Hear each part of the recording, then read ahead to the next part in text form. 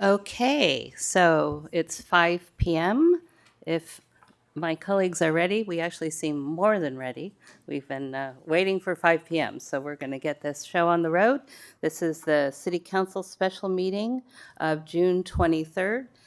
City Clerk, would you establish quorum? Councilmember Daley, Yes. Councilmember Weinberg, Here. Vice Mayor Lang, Here. Mayor Meadows. Here. We have a quorum. All right, thank you. So let me orient us and you to what we're covering today. So this is a study session to go over the Halsey House Project Draft Environmental Impact Report. So for context, the draft EIR was published on the city website on June 11th for the public and all affected agencies to review the draft and submit written comments up until Monday, July 27th at 5 p.m.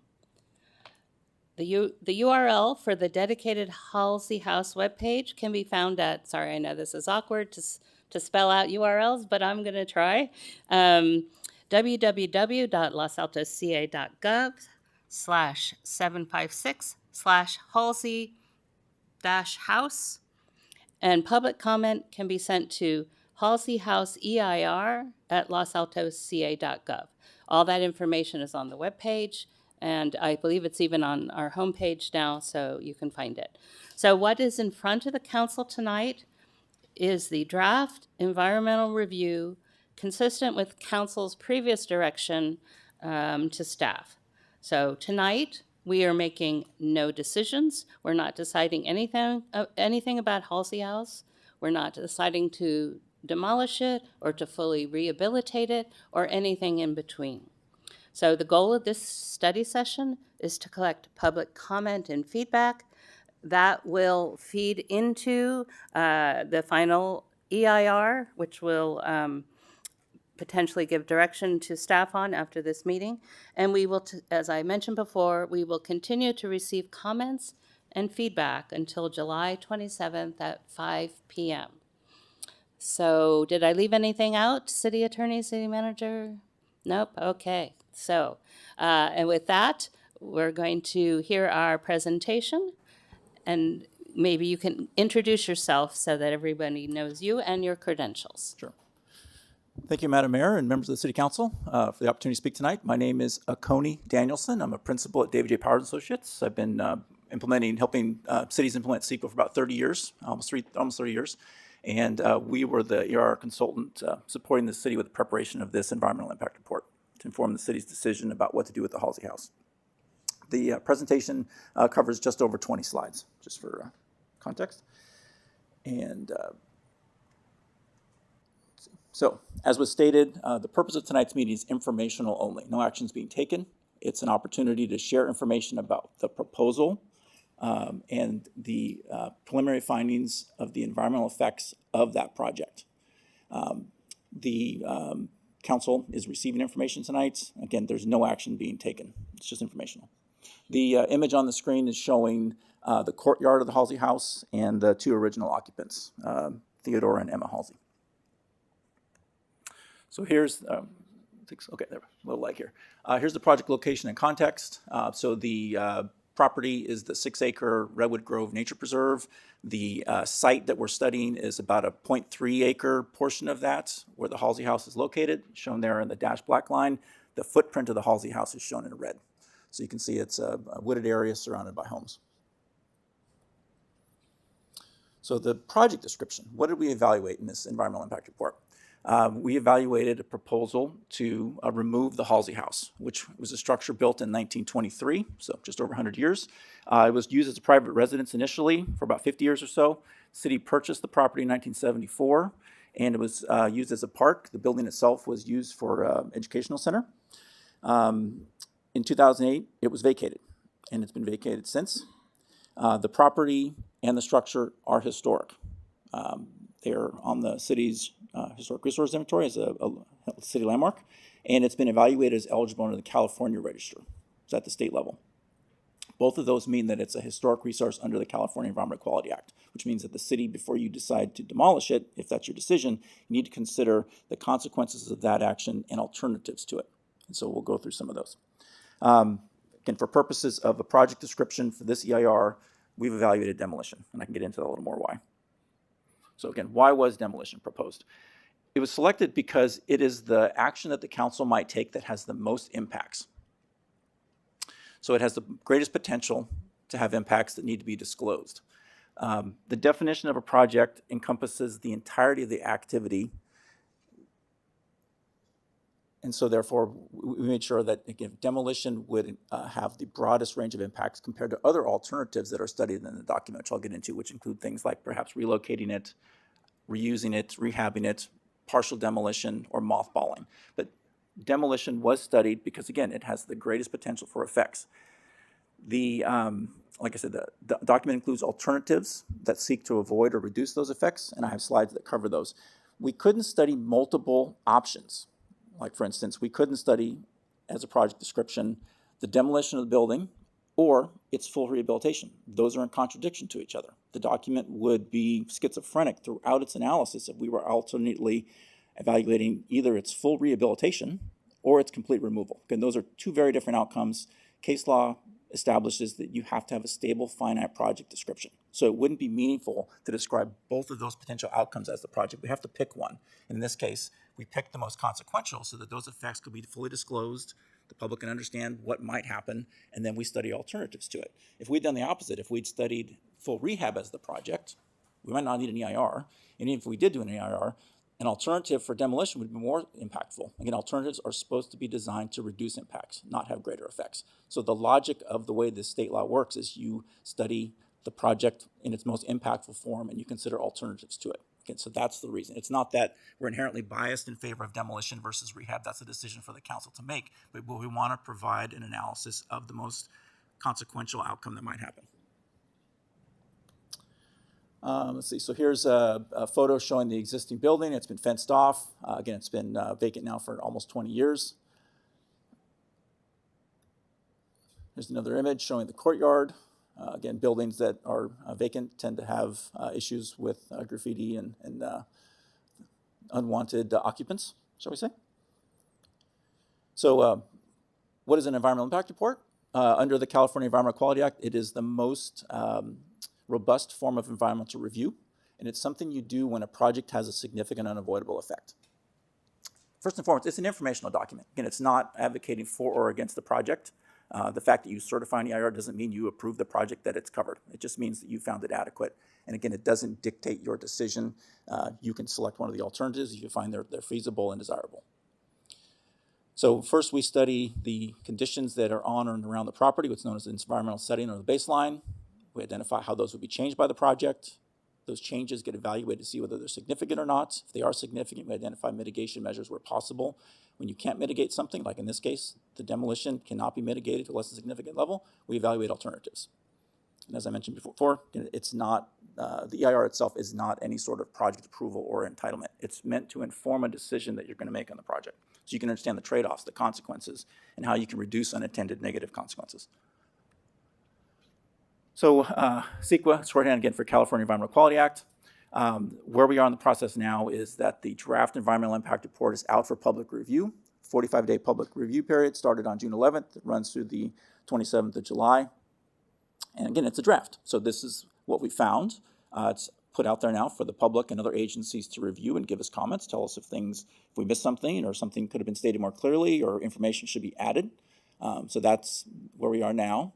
And it's typical for a public agency to hold a study session during circulation like you're doing tonight to get the information out to the public and to try to explain the conclusions so the public can understand them and take comments. So that's where we are tonight.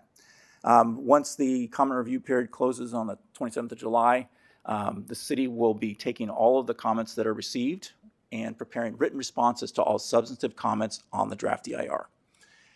There may be needs for text revisions to revise information in the document, to clarify or to add. Again, that's what would be called the final EIR. And then once that's prepared, the project's ready for a decision, or at least the CEQA process has been completed to a point. There may be other things that the staff is working on to prepare to bring this before you, but as far as the environmental process, the final EIR is the document that gets delivered to the decision makers. So the topics that are addressed in an EIR, and these are the typical 21 topics that are in the Appendix G guidelines that the state puts out. So we've considered every one of the topics on the screen there for this project. Given its nature, again, we're removing a single structure. There's not a replacement project of any note other than landscaping. A lot of the topics are not relevant that you would see in a development project. Again, if we were talking about a big office building or a large subdivision or a commercial structure or something like that, you would be talking about things like how much water does it use and how much traffic does it produce. This is a very focused EIR just given the nature of what's proposed. We're talking about removing a structure that is historic, and again, what are the implications, what are the alternatives to that? So most of the topics that are addressed are pretty straightforward. There's really no change or it's not relevant to this decision. So what we've really done is honed in on those that are more significant in the presentation, or really relevant here. So what are the significant effects that we've identified if this structure is removed? So the property, 6 acres, it's in a nice wooded setting. It's habitat for a bunch of animals, some common, some special status. So there are potentially some animals out there that are protected under state fish and game laws. There's bats that have been observed roosting in some of the barrel tie roof. There are birds that nest on and around the site. There's something called a dusky-footed wood rat, which is a native rat, if you can believe it. That is important under state guidelines. It's a prey item for some other animals that are also special status. So there's actually a rat on the property. There are multiple rats on the property. That they're not vermin. They're actually protected under the state's laws. So those need to be mitigated for, surveyed for. But those can all be mitigated. Cultural resources. Again, the big ticket item for this project is that it will remove a historic structure. Right? Significant and unavoidable effect. Taking pictures, recording things is a way to mitigate, but it doesn't offset it. It's still significant and it's unavoidable. It's lost. And then hazardous materials. So it's an older building and it predates the laws that prohibit things like lead-based paint and asbestos. So it's got lead-based paint and asbestos in it. So those would need to be dealt with if it's removed during the construction process. As I mentioned, alternatives are key here. Again, the project is demolition. We know that's a significant unavoidable effect. So we looked at what are alternatives to that. So what other things could be, what other decisions, what other outcomes could be made here, and what are the environmental consequences they might have, right? So the first is no project, right? The law requires that the no project alternative always be studied. So here this would just assume that the status quo maintains. Things are as they are. We aren't predicting, in 5, 10, 20 years under the no project that the building catches fire because of vagrants or it, crumbles into a pile of rubble. We're just saying basically, let's just assume the status quo. We're not really forecasting out in the future here. We're just saying if you don't do anything, you get what you have today. And that avoids all the effects of the project in terms of the physical changes that are involved in demolition, right? But it doesn't achieve any of the objectives, which I'll get into. Preservation alternative 1. So this would relocate the building off the property. That can happen. There are instances where agencies have done that. It's expensive, it's difficult. You have to find a receiving site. In this case, and I should have mentioned, I'm joined by Christina Dekas from Page & Turnbull. She's the historic consultant. She knows a lot more about the history of this building and the issues involved in rehabbing it or moving it. But as I understand it, if it were to be moved, it needs to be moved to a property with a similar setting, right? You can't just move it to a random corner somewhere. So again, relocating it, we evaluated that. There's practical realities in terms of, actually, I'm sorry, I've got a slide on this particular one. Let me come back to that alternative. I have a slide on each of those alternatives before I get into details. First, the objectives of the project, right? So the alternatives are attempting to do several things under this law. So first, we're trying to avoid effects of the project. So here we're trying to avoid the demolition. How do we avoid the full demolition of the project? While also achieving the objectives of the project. So the city came up with the objectives that are listed here. What is the city trying to get out of this process? Again, demolition is one way to achieve them, but there are other ways possibly to achieve those, right? So we'll talk about how the alternatives achieve these objectives. So the first objective was to protect the health, safety, and welfare of the surrounding community by eliminating a safety hazard, because the building's been vacant for a while. It's judged to be a safety hazard. It's in a state of disrepair. Second one was to maintain and improve the public open space. It gets within a 6-acre preserve, and so if the building is removed, that area can be restored with some landscaping. The open space can be enhanced. Third was to reduce or eliminate ongoing maintenance costs associated with an unused public facility. Fourth was to reduce or eliminate the cost to rehab the existing structure to usable condition. And then finally, comply with this, what are called the Secretary of the Interior standards. So those are guidelines that the federal government has put out on how to appropriately treat historic buildings. Again, if you want more information about those, Christina can answer those better than I can. But one of the objectives was to comply with these standards as applicable. Or again, demolition, you don't comply with the standards other than doing photo documentation, right? But if you were rehabbing it, there are other standards that apply. So these were the objectives by which the project was evaluated and the alternatives. And so again, the process is the alternatives are developed to avoid impacts while achieving most project objectives and ideally are feasible. Okay, so the first alternative, as I mentioned, was to relocate the building. A site would need to be located. The site should have criteria that largely match the current sites. You know, it's large, it's got an open setting, not just any random vacant parcel that's available. However, moving it wouldn't, it would preserve the structure, it would still exist, but it would be no longer in its original setting. And the analysis was that that would still be a significant unavoidable effect because of the loss of setting or context. This house is tied to that property. And so moving it off of that site would still affect its integrity and still result in a significant effect. There are some real practical challenges in moving it off of the property. It's a good sized structure. There's an existing bridge that you use to access the property. It's not wide enough in its current form. The building would need to be chopped up into, I believe, like 14 different components. The bridge also is capable of supporting, I think, 8 tons of load, and it wouldn't be strong enough to facilitate the relocation. There would need to be a temporary bridge constructed that I think could handle up to 15 tons to move the sections, the components of the building off of the site. So and there are 2 other routes that are studied in the document, and they involve access over private property. They also have some limitations in terms of the width. They might require tree removal. The route over the bridge also requires some redwoods probably to be removed. So basically, it wouldn't be feasible to relocate the structure using the existing bridge while not having undesirable impacts to the preserve. So this alternative would meet 2 of the objectives about addressing a safety issue and reducing the maintenance cost. All right, so the second alternative is full rehab. Again, this is the building stays where it is. It gets rehabbed according to the Secretary of Interior standards, and it gets reused for some purpose. And this would meet 3 of the 5 objectives. The next one, this would be what's called partial rehab and partial demolition. So this would remove the 2 wings. So it would retain the front portion of the building. What you'd see from the front would stay, but the 2 wings would go. And again, this would also not be environmentally superior like relocation because the integrity would be lost, right? You would lose over half of the building in doing this. And this would meet 2 of the 5 objectives.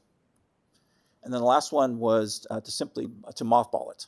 So this would be different from the no project. The no project just assumes you don't do anything. You just leave it as it is. The mothballing alternative, you would spend some money to stabilize it.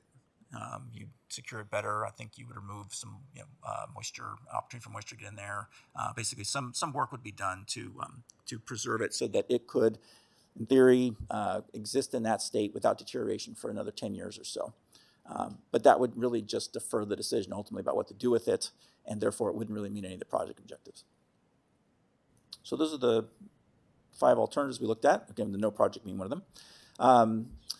Depending on what action you take, again, demolition, rehab, relocation, whatever, if you take an action other than the no project, right, there will be some sort of environmental consequence from that will require some sort of mitigation, whether it's nesting bird surveys or dealing with the bats that are in the roof tiles or protecting those rats that are scurrying around the property but are protected, or dealing with lead-based paint and asbestos, right? So whatever you do other than the no project, there will need to be some form of mitigation. If you demolish it, you'll need to do photo documentation and other sort of archival documentation, and that will all be summarized in what's called the Mitigation Monitoring and Reporting Program, and that just spells out what needs to happen when and who has responsibility for all the mitigation measures. Very typical thing for any project. So again, in summary, we are disclosing that, not surprisingly, demolishing this, if that's the outcome, would result in a significant and unavoidable effect at cultural resources. Namely, there's a historic building there. You can mitigate for that in the form of documenting what was there, but that does not reduce to a less than significant level. you still would have to adopt what's called a statement of override, explaining why you're still proceeding with that action despite the effects. There are effects that we're predicting that would occur to biological resources and to hazardous materials, thinking building materials that have lead or asbestos in them, but those can all be dealt with through fairly standard things that you would see for any construction project. There would be a mitigation monitoring reporting program that would identify the method and manner in which all the mitigation would be mitigated and enforced. And then, like I said, we looked at 5 alternatives. None of them meet the project objectives to the same extent. 2 of them, would not result in significant and avoidable effects to coastal resources. And then as far as the next steps, as was mentioned before, we're in the public comment period now. It runs for 45 days up through July 27th. And then after that, the city will be responding to all the written comments that are received and, if necessary, incorporating text revisions, and then bringing the project forward for a decision. And then again, comments should be directed to Haroon on the city staff at the website or the location noted there.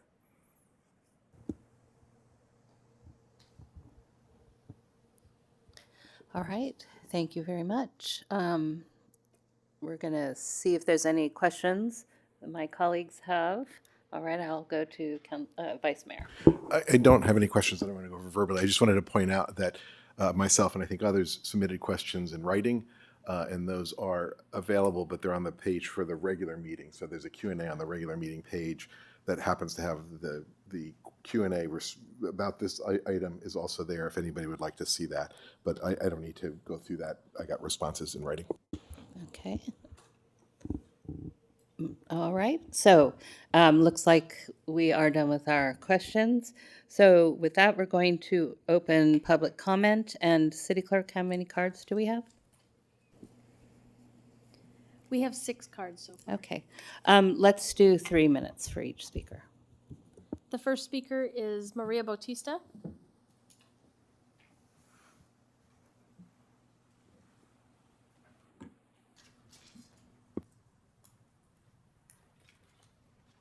Good evening, or afternoon, will be evening. Yes, tonight I just want to address a couple of things with the EIR. One is the directive that council gave in the resolution 2327 was for adaptive reuse or total demolition. And the scoping the project as demolition actually does not give equal weight to adaptive reuse. In fact, the EIR would almost have to be redone if we were looking at an adaptive reuse project. So I am concerned about the project definition, and with that, the project objectives, because the objectives are set, they're framed to meet the project, which is demolition. And so I don't think we are given, and you are given an sort of balanced opportunity to understand adaptive reuse. And also the objectives didn't include any kind of priority for historical preservation, which leads me to another point about a nexus with our general plan and municipal code. Really in Los Altos, demolition is noted as last resort, and historical preservation, the general plan, is a policy priority. The municipal code also doesn't allow delisting when a historic evaluation reaffirms significance. So there's some interesting inconsistencies there. The other thing I wanted to note too is that the historic landmark actually isn't the Halsey House. It is the Halsey House and Redwood Grove, and that's in our HRI and has been recognized as such since the 1980 Redwood Grove Master Plan. So it's concerning to me that the EIR is looking at the building as the analysis and not the entirety of the entity, because it would be a very different approach if you looked at the entirety, because those two things are inextricably related to one another, and they provide sort of a different outcome of any kind of analysis, either for demolition and adverse changes or impacts, or adaptive reuse. So I would say that needs some attention. The other thing that in my last few minutes here, I also want to say that Los Altos has had an interesting history with our Japanese history, is we did not make any attempt as a city to spare the Los Altos nursery, which was the I can never say the name, Ferrucci property. And again, the Halsey House has a very deep and significant link to Japanese immigrant history here and internment in World War II. And I think I would say, let's pause and make sure that we're not erasing all physical evidence that really inspires those conversations, because our Japanese immigrant community has played a significant role in Los Altos history, and I think that we need to make sure that we're paying homage to their presence here. And I would say ditto for the Ohlone collection too. I think, as many of you know, Keith Gutierrez held an Ohlone collection of artifacts at the Nature Center at Redwood Grove for many, many years. I think it's at the History Museum now. But I hope too that we consider both these peoples as we move forward. Thank you. Thank you, Ms. Batista. The next speaker is Joanne Estill.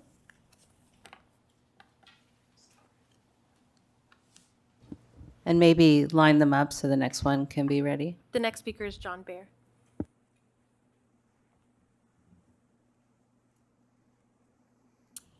I hike the Grove all the time, and Can you pull the mic down just a moment? Sorry, thank you. I hike the Grove a lot, and realizing that it wouldn't be there if it wasn't for Mrs. Halsey, who in 1923 planted every one of those redwoods. We wouldn't have the Redwood Grove without it. I think it's worth keeping for a lot of reasons. Boy Scouts, Girl Scouts, the Ohlone collection, lots of things. Thank you. Thank you, Ms. Estelle. The next speaker is John Baer, followed by Claudia Silker. Okay. So I see my heartfelt request for a timer so that people making comments could understand how much time they had left has not been fulfilled 6 months after they made that request. Unfortunate. I'm John Baer. I'm president and Friends of Historic Redwood Grove. We represent several hundred residents of Los Altos, foundations, businesses who have expressed interest over the past 15, 20 years in Redwood Grove and the preservation of Halsey House. And in fact, that group raised money and paid for work that the city was either unwilling and or unable to do at the time. Let me point out that improving landscape and accessibility is not dependent on what happens to Halsey House. In fact, Redwood Grove is poorly maintained, and it's an embarrassment.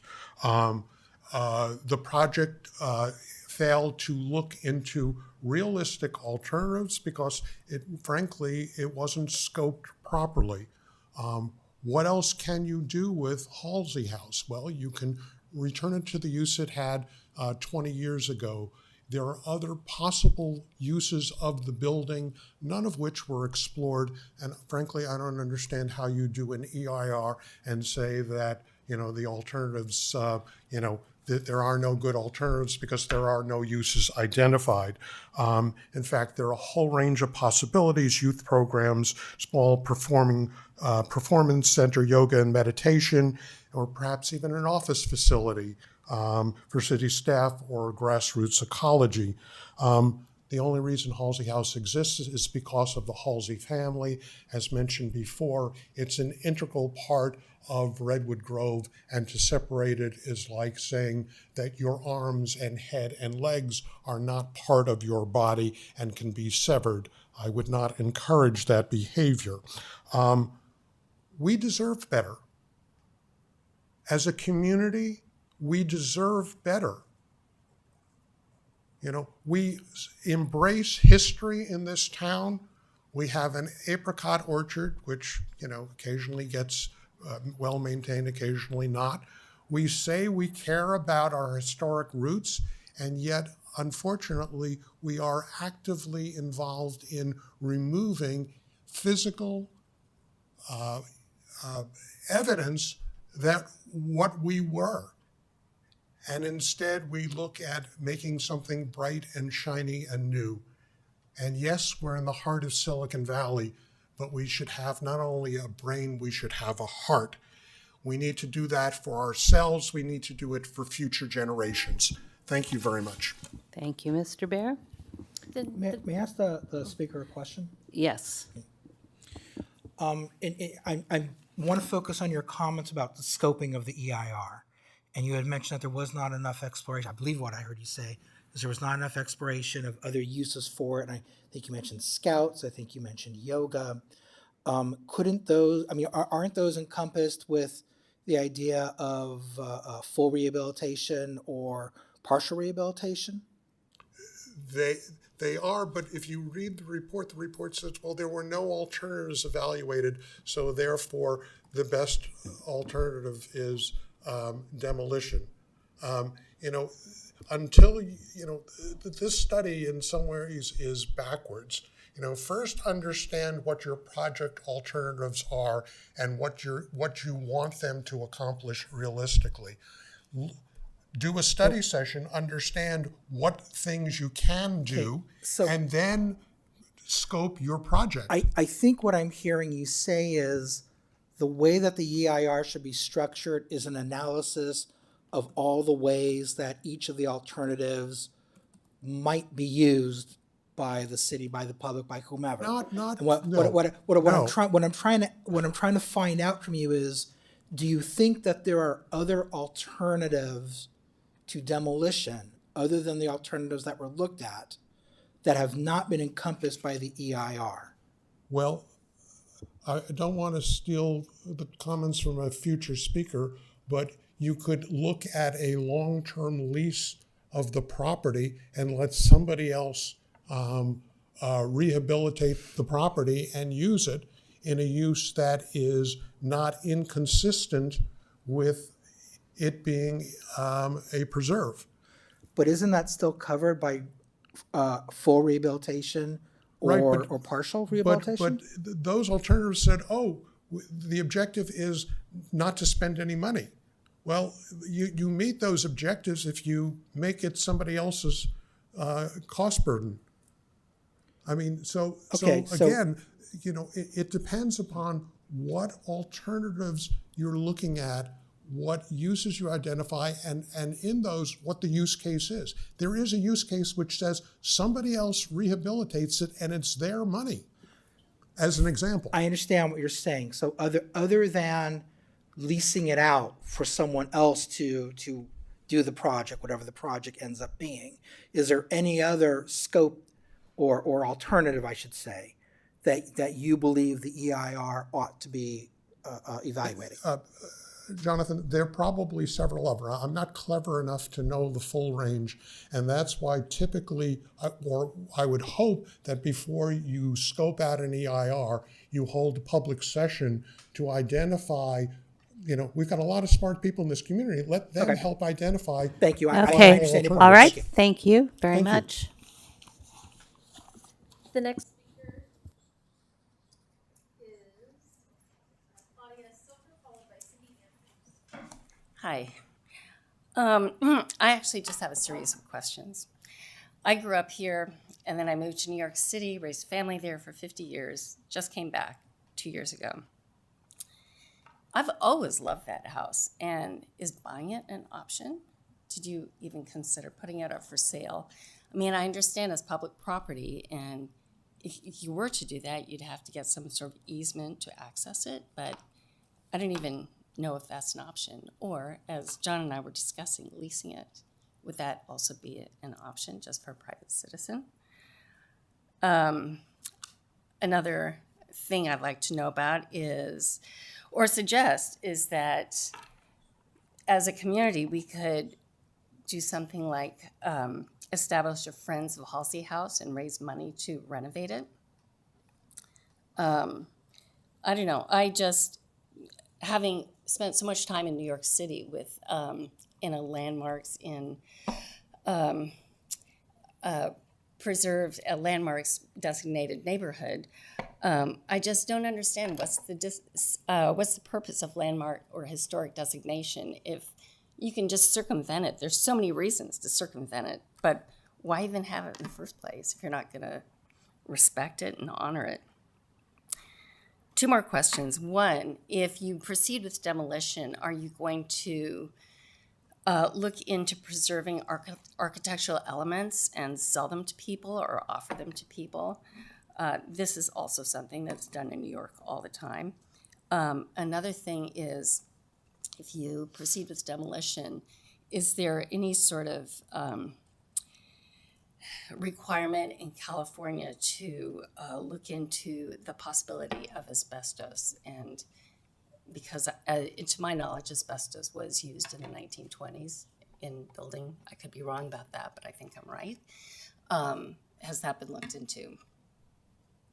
Okay, those are questions. Thank you. Thank you. The next speaker is Cindy Andrews, followed by Valerie Taglio. Hi, it's nice to see you. I am kind of late to this discussion. I've been out of town. I was on the Parks and Rec Commission in the 90s, and from what I understand, the Halsey House has not been given or evaluated or whatever by either the Parks and Rec Commission nor the Historical Commission. And I'm maybe it was, maybe I'm in error, and I apologize if so. But it just seems that it just seems to be on a steamroll all of a sudden. This is something. You're the historian, right? Okay, during 1989, my son, Joe Andrews, was a camper at Redwood Grove during the earthquake. And all the little kids were outside playing in the creek, and they all ran into the building after the earthquake. Don't ask me why, they weren't all that smart. And the only little thing that happened was there was a crack in the chimney. The place was solid, it was built, and it really does have, my own family history. I do know that we do have park in lieu fees because I've been involved in another project. And it just seems that there is plenty of money right now if we were to do an adaptive reuse to get the building back, to get that little nature center that Keith Gutierrez and all the little kids had there, all the owl pellets and stuff. It is the history, part of our history, and thank goodness the Halseys did drive up to the Santa Cruz Mountains and bring those seedlings down.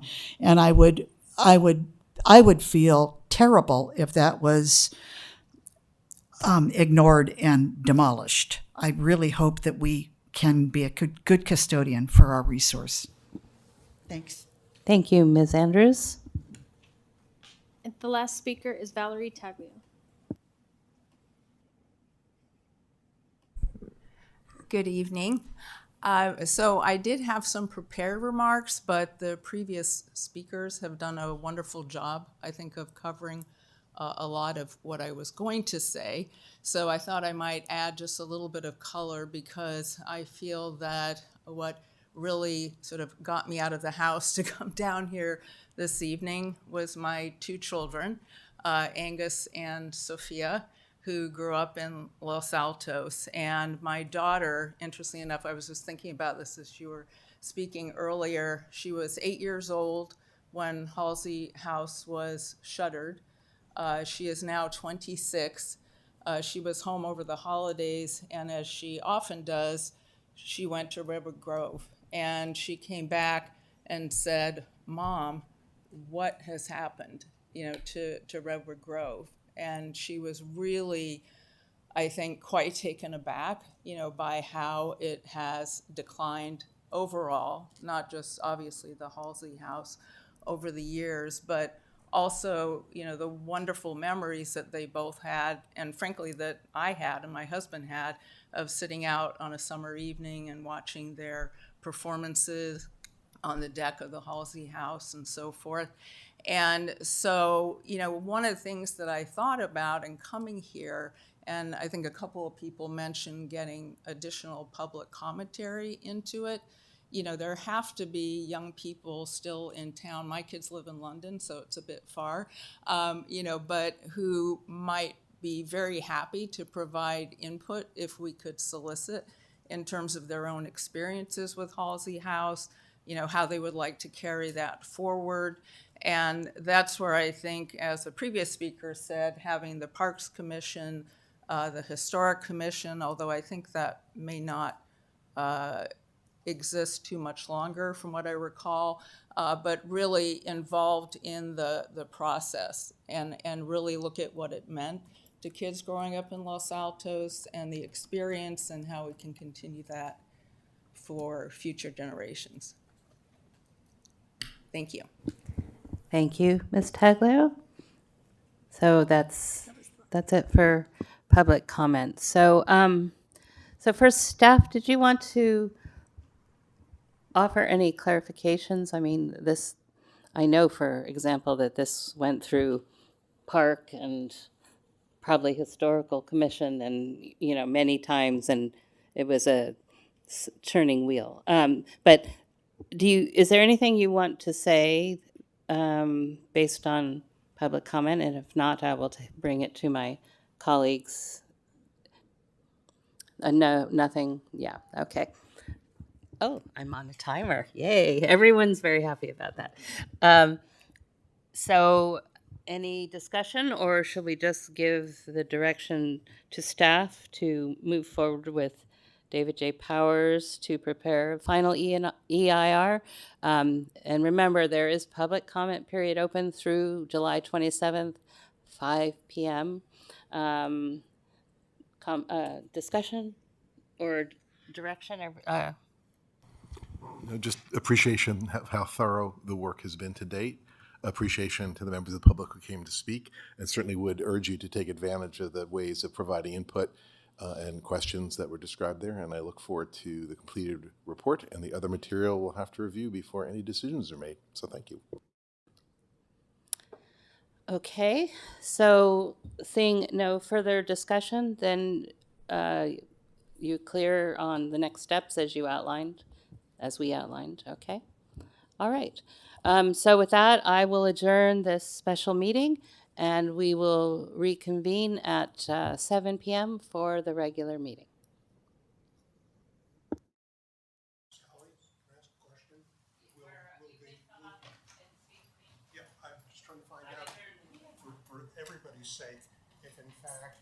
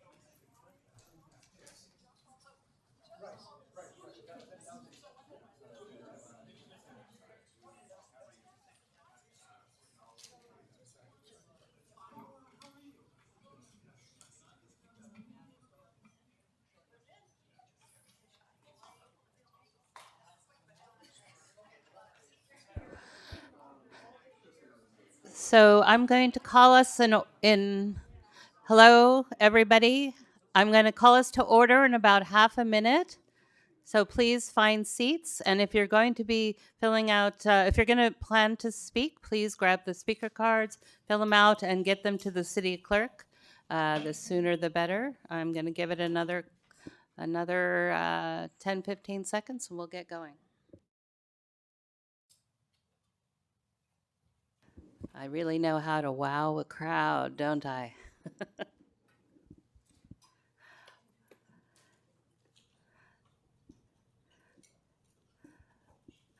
Okay, with that, I'm going to call the regular city council meeting of June 23rd to order. Whoops, with decisiveness. City clerk, would you please establish quorum? Councilmember Daley, Yes. Councilmember Weinberg, Here. Vice Mayor Lang, Here. Mayor Meadows. Here? We have a quorum. All right. Councilmember Daley is going to lead us in the pledge.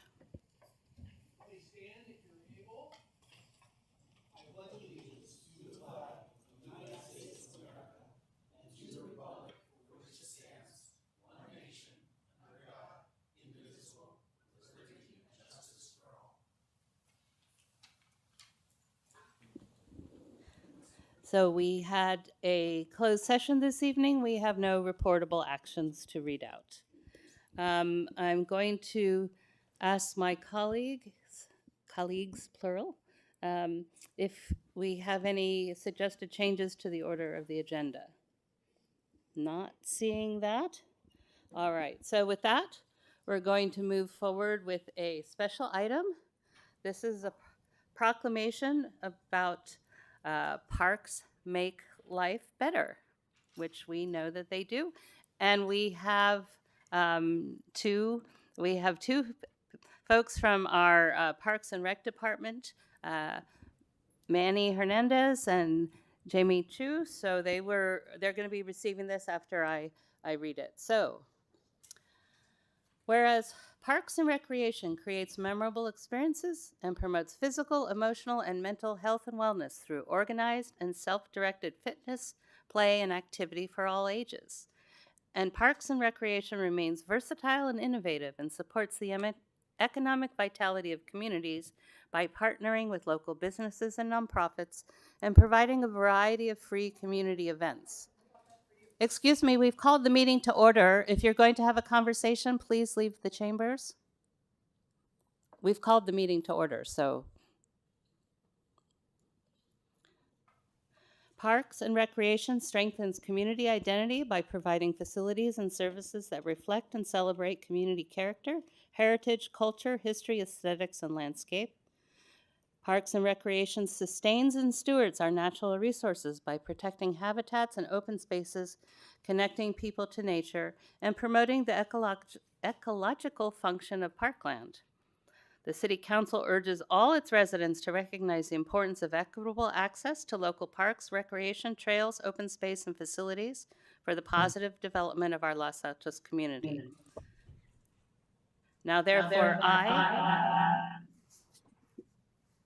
Sally Meadows, Mayor of the City of Los Altos, and on behalf of the entire Los Altos City Council, do hereby proclaim July as Park Makes Life Better Month. All right, so let's do the photo op.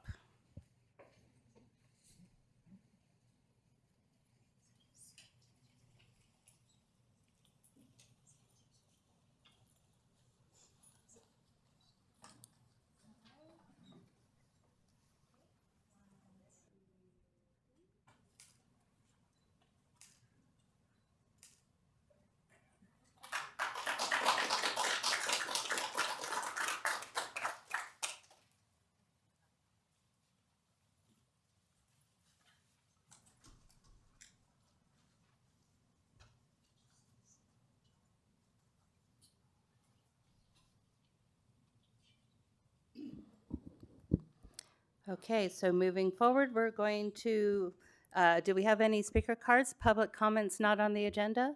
I do not. Okay, so given that, we'll move on forward to the consent calendar. So first, we'll see if any council members want to make a statement or remove an item from consent, and then we'll take public comment, and then we'll vote on consent. So colleagues, anyone have any things they want to say? Nope. Neither do I. So can I have a motion on the consent I calendar? move that we accept the consent calendar. Second. Councilmember Daley? Yes. Councilmember Weinberg? Yes. Vice Mayor Lang? Yes. Mayor Meadows? Yeah. Motion carries. Okay, zipping right along. Item number 10 is adoption of a resolution of SB 707 disruption policy. City Clerk, is this your item? This is the item. We don't have a presentation for you. This item was previously placed on the June 9th agenda. However, it was placed on consent, and SB 707 has a rule that it must be adopted under a discussion item and not consent. So in just an abundance of caution, we placed it tonight on discussion for adoption. The report in front of you outlines the disruption policy, and then we do have an amended disruption policy that was part of the QA that I wanted to note for the public that had minor amendments made to the disruption policy for you to adopt this evening, and I'm happy to answer any questions if you have. Okay, and as I understand it, the suggestions that are made in the red line version that we have are simply to clarify points of law, but maybe I will ask my colleague who may have made those suggestions if they want to introduce them to us. Thank you, Mayor. So the suggestions that I made were simply taking the statute and looking at the policy and coming up with some things where I thought we could improve the policy. So I proposed language, and apparently staff concur with the language. I'm assuming that the city attorney had her hand in that. Thank you very much for reviewing that and for putting it in as part of the Q&A now. Just for the council and the public, the changes were to track the new statute a little more closely, and so it does track the statute without putting it all in there. So. And one minor clarification I do want to note for the public, the changes regarding SB 707 will take effect July 1st. So at our next meeting, they'll be in effect. Okay. Does anyone have questions? No? All right, so let's open public comment. Do we have any speaker cards on item number 10? I do not. Okay, no one here to speak on SB 707. All right. So we will bring it back to council. Is there anything to discuss, or would someone like to make a motion? I'm happy to make a motion. So I will be moving the resolution that came with the Q&A today, which has the attachment that also came with the Q&A. I move that the council adopt a resolution of the City Council of the City of Los Altos adopting a policy addressing disruption of telephonic or internet service during public meetings in accordance with Senate Bill 707. Second. Councilmember Daley? Yes. Councilmember Weinberg? Yes. Vice Mayor Lang? Yes. Mayor Meadows? Yes. Motion carries. All right, so we are moving along pretty quickly. So if you plan to speak on items 11, 12, or 13, please turn in your speaker cards. And so we will move into item number 11. We're going to get a report on the Election Code Section 9212 report that council ordered. And so please introduce yourself to the public, those of you who are giving us the presentation. Thank you, Mayor Meadows. I'm Jeff Bradley with Metropolitan Planning Group, representing, working on behalf of the city on the 9212 report.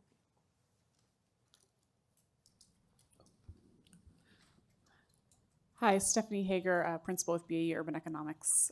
Also, we're a sub-consultant to M Group on preparing this report. Thank you. Thank you. Thank you. I have a brief presentation, approximately 8 or 9 minutes. We have a quick agenda on the next slide.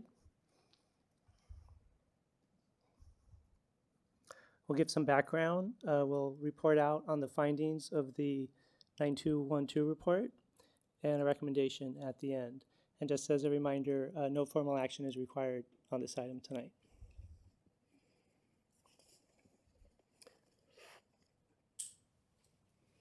The most important bit of background on this, of course, is that we are in the midst of the 6th cycle housing element.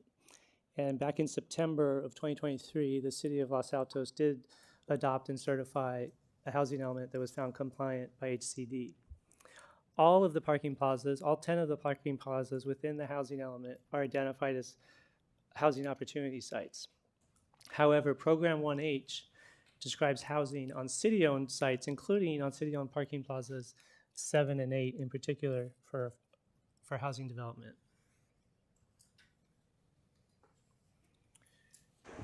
In response, the ballot measure listed out the 10 parking plazas as shown on this slide by street location and assessor's parcel number that correlates to the map on the right.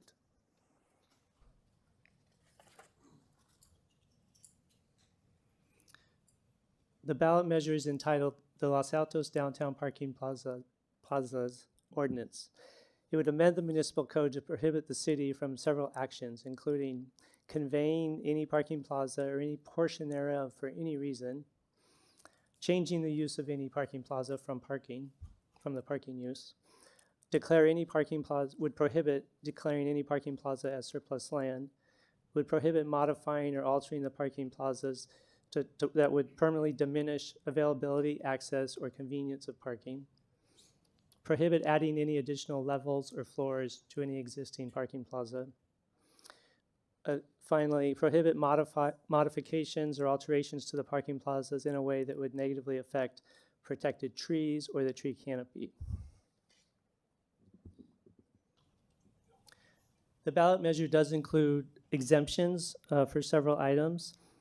The 3 of them are listed here as maintaining and repairing the parking plazas. However, it is unclear if ADA accessibility improvements in the parking lot that may result in a loss of spaces would be included in that type of exemption, and also stormwater improvements that can also result in changes to parking areas. Hosting community activities on a short-term and temporary basis is considered exempt. Finally, developing parking plazas 7 and 8 would be allowable under the terms of the measure for affordable housing. However, that term is undefined in the measure. And there's a corresponding ambiguity in the fact that those 2 parking plazas are also listed in the list of 10 parking plazas that are prohibited for any change.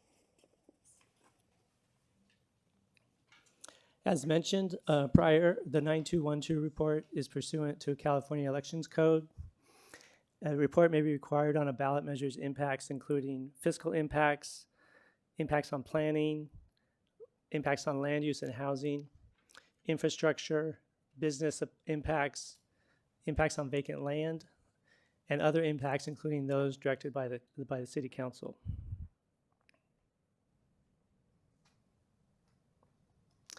In terms of the chronology, the ballot measure was filed with the county back on May 5th, 2026. The county validated the signatures and the ballot measure on May 26th. The City Council subsequently requested the preparation of a report no later than June 25th, 2026, and we are here today on the 23rd.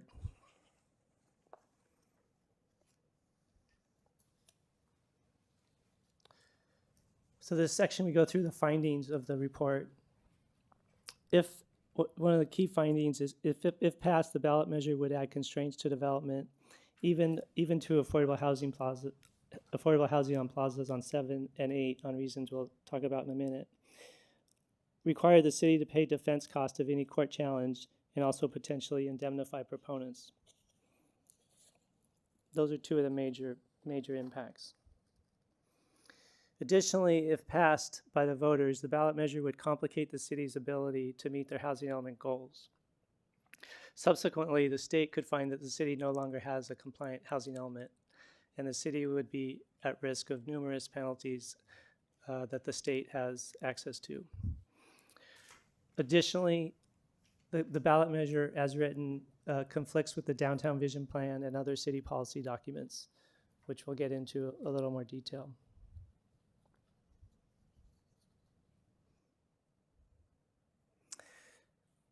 The ballot measure includes what we found to be several undefined terms that in a normal zoning code, city ordinance would be defined. This introduces areas of elevated legal and administrative risk to the city and the community. Terms such as availability, access, and convenience create inherent ambiguity, making consistent application very difficult. Limitations may constrain the city's ability to meet state law, for example, the Surplus Land Act. Because individual projects would require voter approval, more decisions would most likely be delayed, contested, and/or challenged legally in court.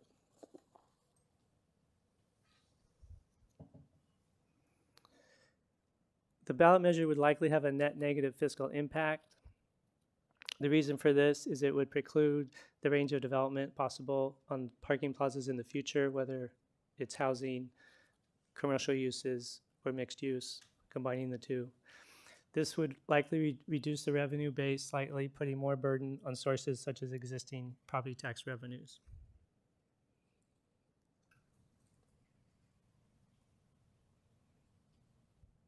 Next slide.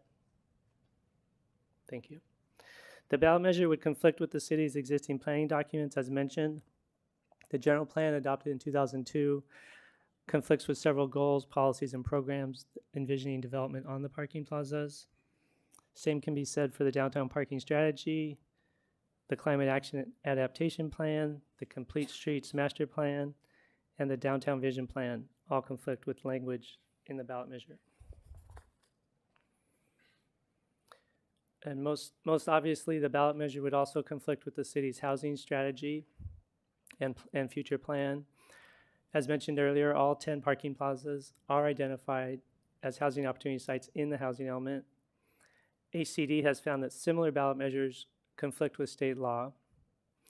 Constraining development in the downtown area would limit the city's ability to meet affirmatively furthering fair housing goals, which is another term for fair housing, meaning that housing should be distributed in areas that have high opportunity for resources such as parks, jobs, schools, open space, employment, and healthcare. The city could also lose its pro-housing designation, which would impact eligibility for the PIP program, which is the Pro-Housing Incentive Program run by the state. Additional findings on the next slide include a slight impact on infrastructure funding. The measure would limit the range of development on parking plazas as mentioned previously. However, new development is also an opportunity to reduce runoff through stormwater funding and design. Those opportunities may be delayed or made not available through the measure. Parks and school fees would be foregone if mixed income residential development was impaired by the ballot measure.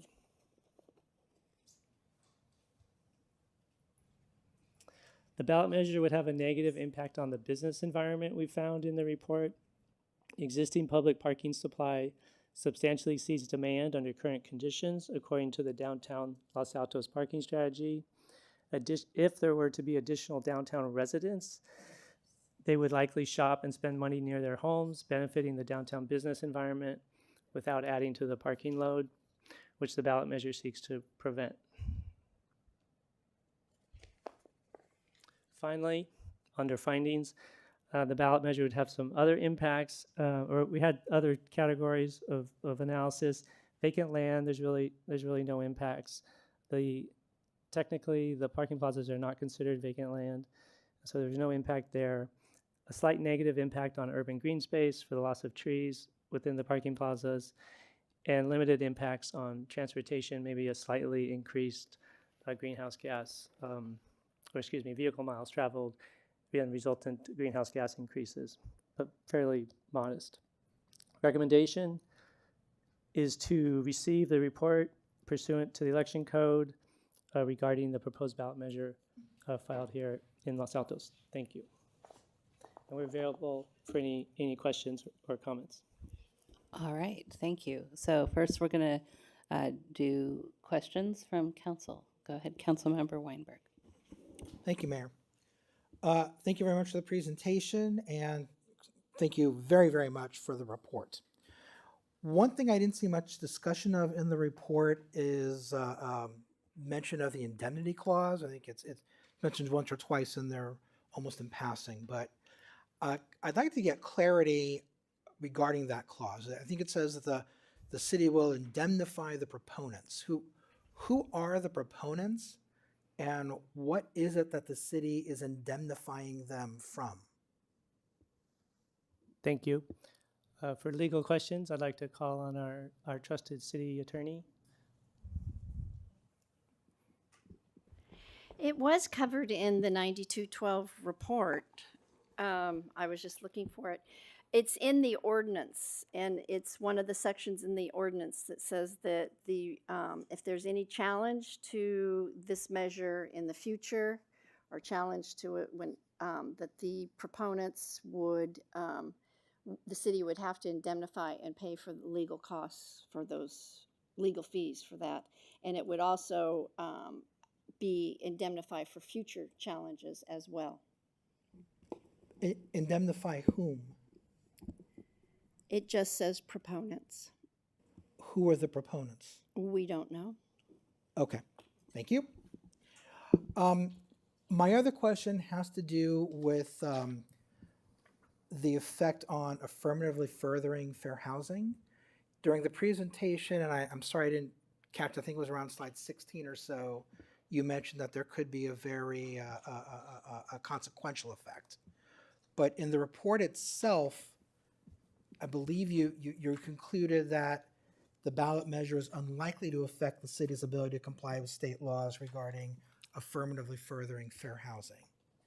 I'm reading from page 53, at the top of 53 in the reports. I was wondering if you can clarify that for me.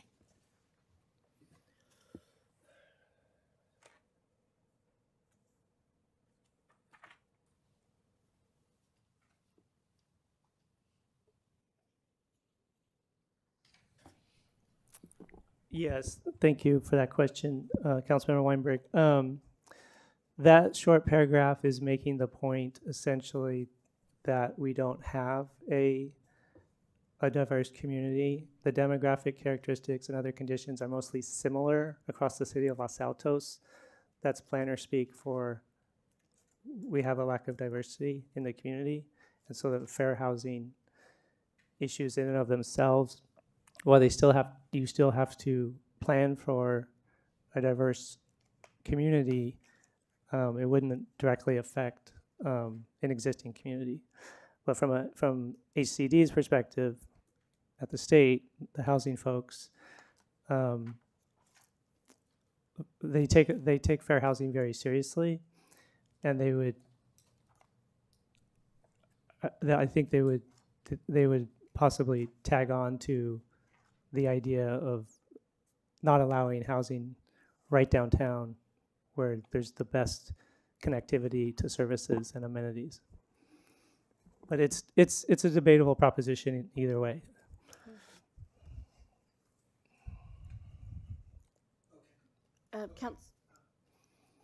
Following up on that indemnity provision, in the executive summary on page 4 of the report, 217 of the packet, it does say, it does address the defense costs of a challenge or potentially indemnifying the proponents. And then it is provision, it's section 10 in the proposed initiative ordinance that addresses the legal defense. Sure, no, I've seen it there. I just Yeah. wasn't.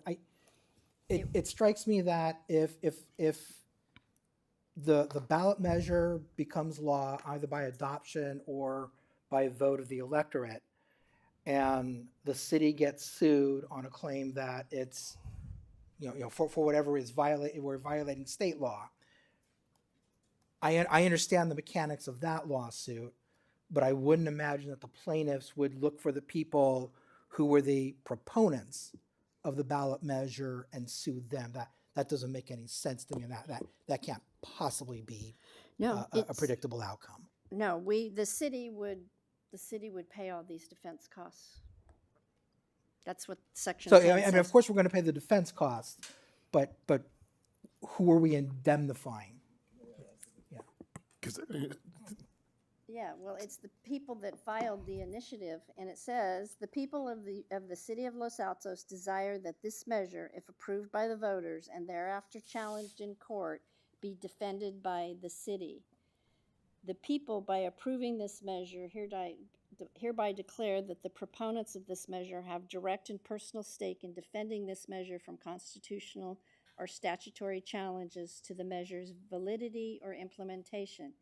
In the event the city fails to defend this measure, or the city fails to appeal an adverse judgment against the constitutionality, statutory permissibility, or implementation of this measure, in whole or in part, in any court of law, the measure's proponents shall be entitled to assert their direct personal stake by defending the measure's validity and implementation in any court of law, and shall be empowered by the people through this measure to act as agents of the people.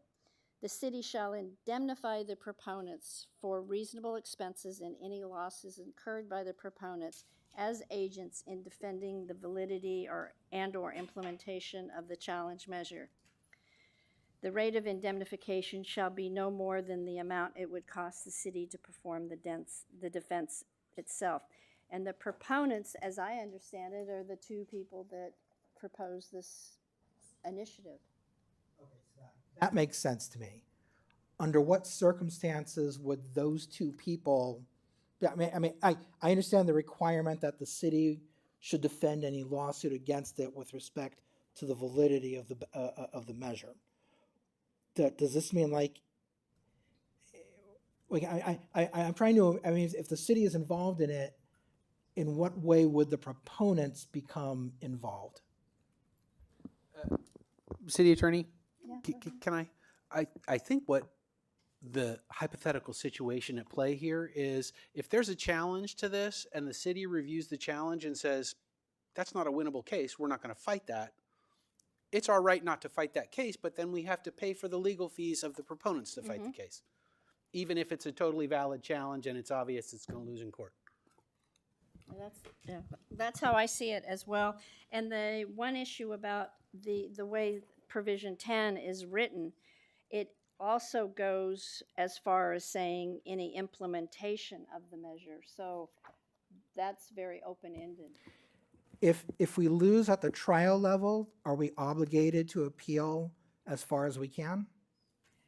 Well, it says, in the event the city fails to defend this measure, or the city fails to appeal an adverse judgment, then it goes on, the measure's proponents shall be entitled to assert their stake and ask for fees. So even if we fail to appeal or we don't appeal, they can appeal and we'll have to indemnify So if them. the city is sued and we fight the lawsuit and we lose, what is the mechanism by which the proponents can come in and appeal that loss? Well, according to this measure, they have it's declared by the people, if they approve this, that the proponents have a direct and personal stake in defending the measure. So they would be able to go in and have standing, I would say, to do this, but we would have to pay the fees. Okay, so if the city decided not to pay for the appeal, but the proponents went in and appealed, and the appeal was lost, and then the Supreme Court denied cert, or at the Supreme Court it was lost, the measure would be invalid. Does that mean that we don't actually have to indemnify because the measure at the highest level was determined invalid? That's an unknown. I think that would be litigated as well. Okay, thank you. Vice Mayor. Yeah, more about legal fees. So in the fiscal impact section, this wasn't addressed at all. There was talk about, or if only in passing, that it was mostly about like property tax, sales tax, things like this. And yet it seems like there's millions of dollars of potential fiscal impact here. Is there some reason why legal fees were not analyzed as a part of the fiscal impact?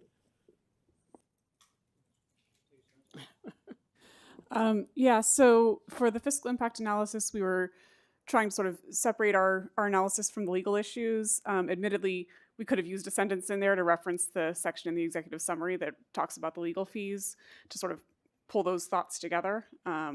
So it was, sort of separating out legal from the sort of property tax kind of fiscal impacts, but point taken that it, referencing back to that other section of the report would have been appropriate. So, thank you for that. Oh, please. The fiscal impact will be addressed in the city attorney's impartial analysis if it is proposed to go to the vote. Okay, thank you for that. Another aspect of this is I understand that my colleague just laid out a scenario where the city is on the hook without any judgment about prudence, layer after layer, trial, appeals, Supreme Court, as far as they care to pursue it. Am I correct in understanding that if we do not prevail in those lawsuits that are brought against us, we are also subject to fee shifting arrangements with the plaintiffs? Is that correct? Could you elaborate on that, please?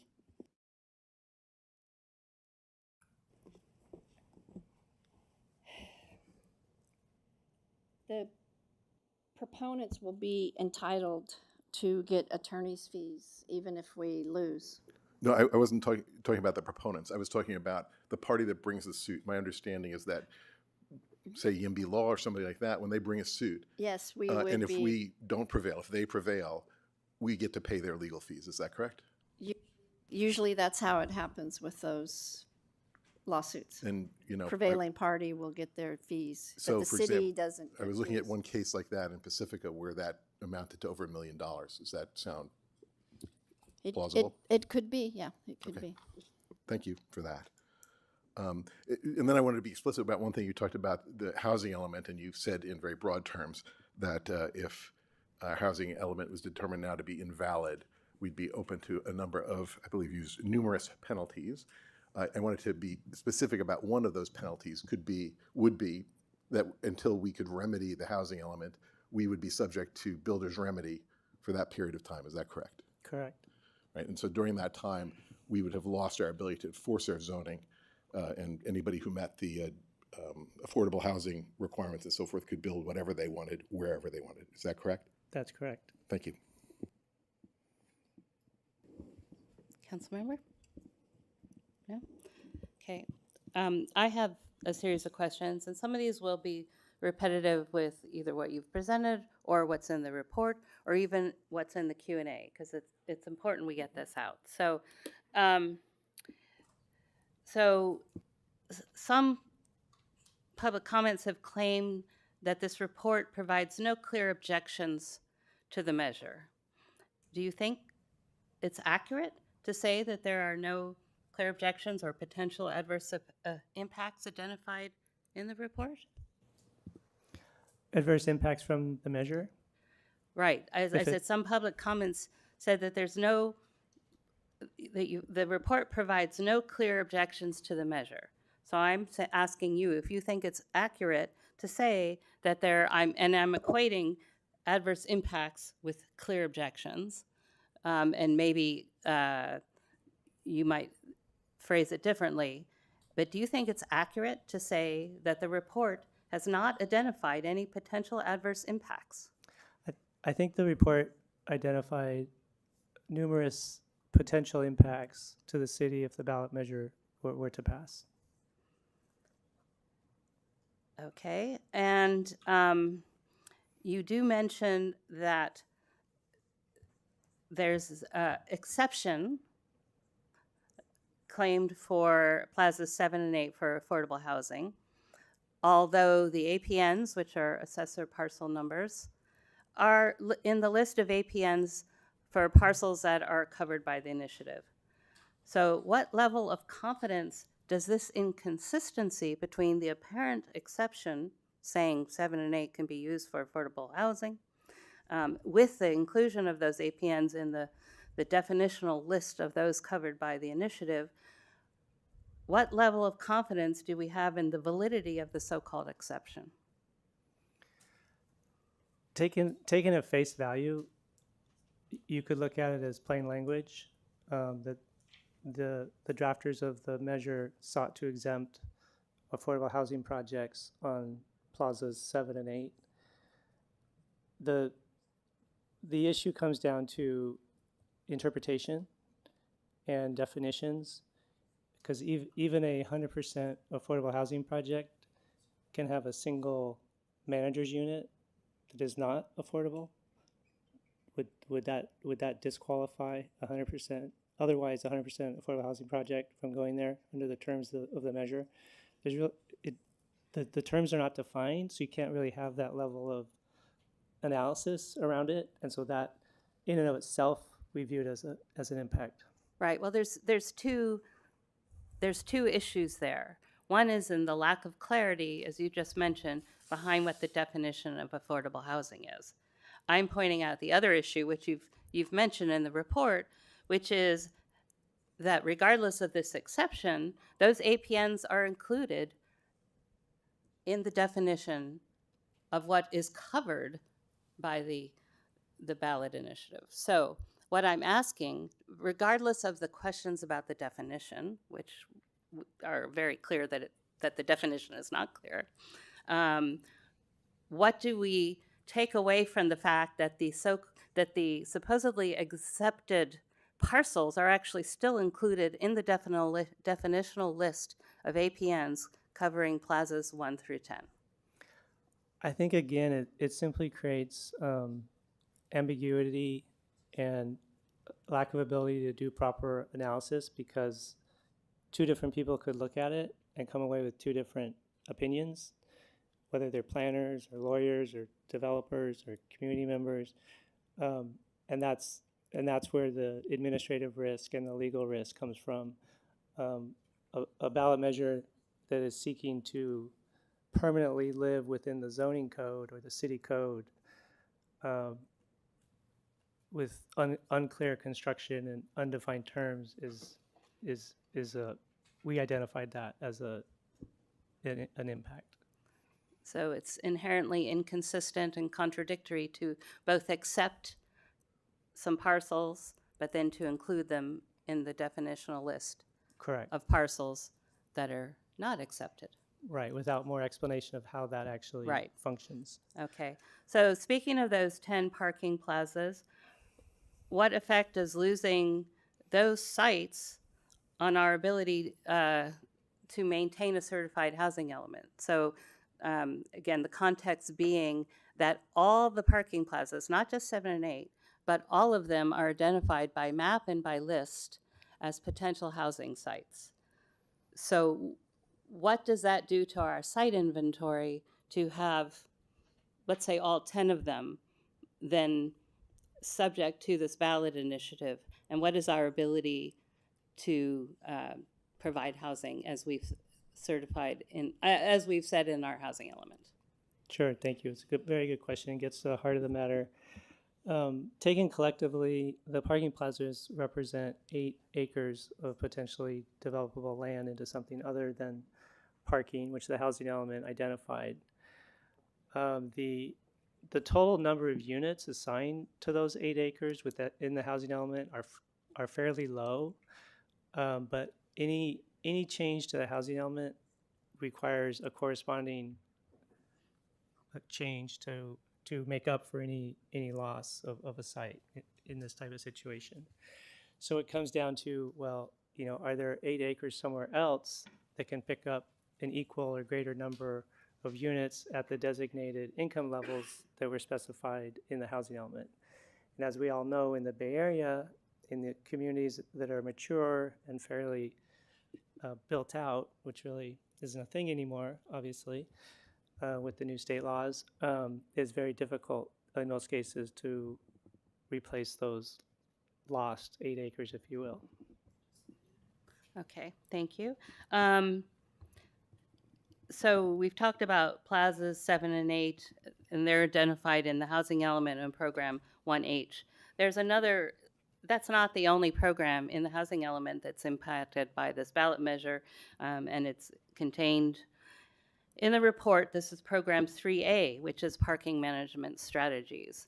So this ballot measure would directly impact our ability to implement those parking management strategies. So doesn't this provide another element within our housing element that we can't necessarily provide in our contract with the state for our housing element? Isn't it another avenue for decertification? For not being able to execute on the parking management plan? Which is contained in, as Program 3A?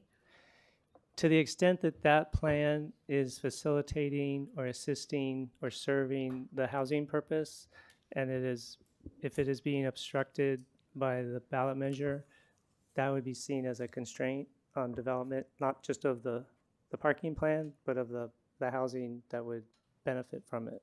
Right. And if we were to, if we take the exception at face value and some level of affordable housing could go on plazas 7 and 8, would Program 3A, falling under the ballot measure, would that also mean that we wouldn't be able to provide replacement parking if plazas 7 and 8 development wouldn't actually replace all the parking that the housing took up? My reading of the measure is that almost any change to the, like you said, let's say 7 and 8 go to housing, but then on other parking plazas, the parking needs to be increased to make up for the lost parking on 7 and 8. Anything that you could think of to add more parking, whether it's simply restriping surface level parking lot to get a few more spaces, or building another level of parking, or going underground for parking, all of that would be subject to voter approval. And EV infrastructure, presumably, would that need to go to a vote under this measure? From a planner perspective, looking at it just from a normal day-to-day business perspective, if the EV parking resulted in the loss of a single space, and you're reading the measure, you would say, well, that's not consistent with the measure. If you could squeeze it in and not have to lose a parking space, then it could go in. Okay. So the report goes and addresses some of the FAQs that are on the initiative's website. One of the things that you address is that housing elements are decertified. Can you give us some examples that housing elements are not granted in perpetuity, that they are decertified? So can you tell us about that? It's in the report, I believe. I may need to, excuse me. I may need to call on my colleague. Maybe City Attorney can Asher, go to that Julie. section. That's all right. My throat's getting dry too. May I ask what page you're on, Madam Mayor? I'm not on the page. I'm reading okay. from notes. Sorry. Okay. Is Asher on the line or no? He's not. Uh-huh. Yeah. No. He's showing up. I am. Yeah, there he is. Thank you, remote. He Asher. knows more about, there are housing elements that have been decertified, but I'm not able to say which ones at this point. Yeah, I'm sorry, bear with me as I go through here.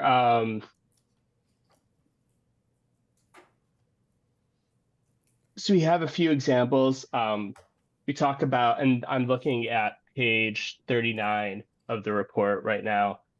Yeah, I thought there were some in the report. Yeah, so the city of Alameda, they had a ballot measure that set a maximum density throughout the city, and HCD sent them a letter, and this was back in 2021, so this is fairly early in the housing element process, if you recall, saying that voter initiative would be in direct violation of state law. More recently, in 2024, the city of Eureka had a ballot measure that would require the city to maintain levels of parking in downtown owned off streets. There's a lot of similarities here. And there, Eureka already had a certified housing element, and HCD said that, wrote a letter saying they would review, and this could lead to non-compliance. Eventually, this ballot measure was defeated, and it didn't go through. So it is unclear, what the final determination would have been, but we do have HC's letter saying that's their first read at that. So those are the two most relevant examples. And, I think that there's, in the development of the housing element, there's, many jurisdictions have this back and forth with HCD where they say, hey, here's our strategy. HCD will give them preliminary informal responses about how they'll see something. And those sort of things we don't have written records of, unfortunately, but those were two that we do have an HCD response to. Okay. Closer to home, sorry to interrupt. Yes. Madam Mayor. Google's reminded me that Portola Valley recently had an experience with decertification back in 2024. But more often we hear about threats of decertification than actual. Thank you. But just to be crystal clear about a particular question, HCD is legally required or legally allowed to revoke certification of a housing element. They, in fact, have a statutory obligation to review changes to housing element and review that status, right? So the notion that their hands are somehow bound and they're prevented from either reviewing or revoking a housing element that they view has become non-compliant, that's simply not correct. That's correct. Thank you. They have that power. And they have an enforcement team now, well-funded.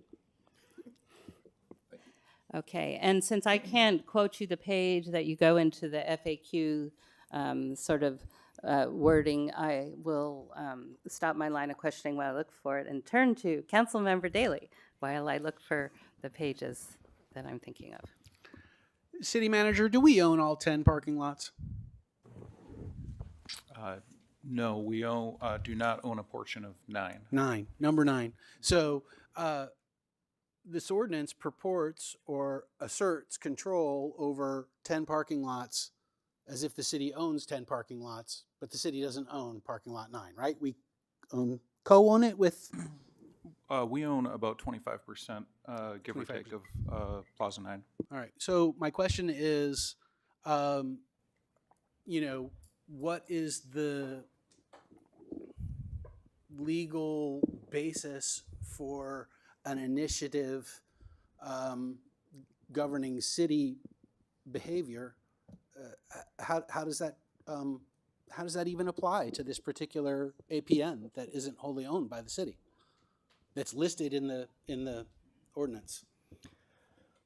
I'll probably ask Jolie to jump in, but from a planning perspective, when a measure is submitted, the voters are basically replacing the decision making normally reserved for the city council over some land use matter, typically like we're talking about here. And in land use matters, public property and private property under the police power that all the cities are granted to regulate for the public benefit can control. Some zoning ordinances explicitly say they don't apply to public property, but typically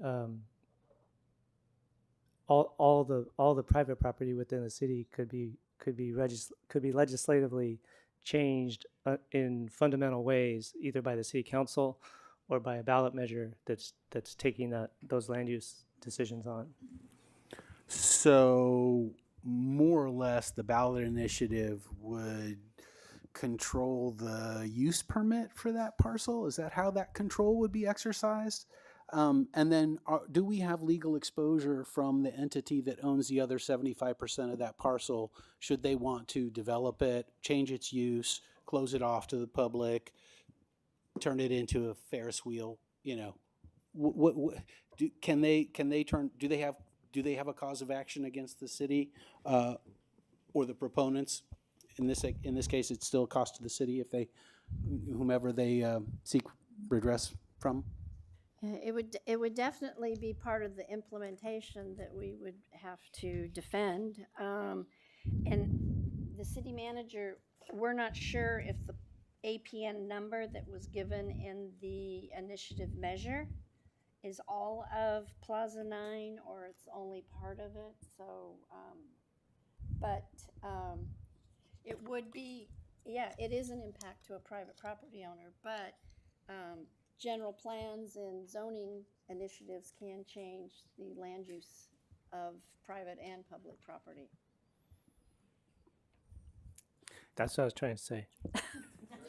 What she said. Yeah, you know, they do general plan initiatives and they say that these land uses are going to stay this way until there's another vote of the people, and that does happen on some private properties. Right, I understand that the zoning rule can change, right? But suppose they don't want to, the private property owner doesn't want to change the zoning at all, wants to live under the zoning, they just want to restripe, their customers are complaining about door dings, and so they decide they're going to restripe bigger stalls so they don't have door dings. Is that then have to be put to a vote of the people before they can restripe the parking lot that they own? Under this measure, I would say so, or we would get into a legal dispute about the implementation of it and how it affected this property owner, that we would then be paying for those costs to figure it out. Okay, thank you.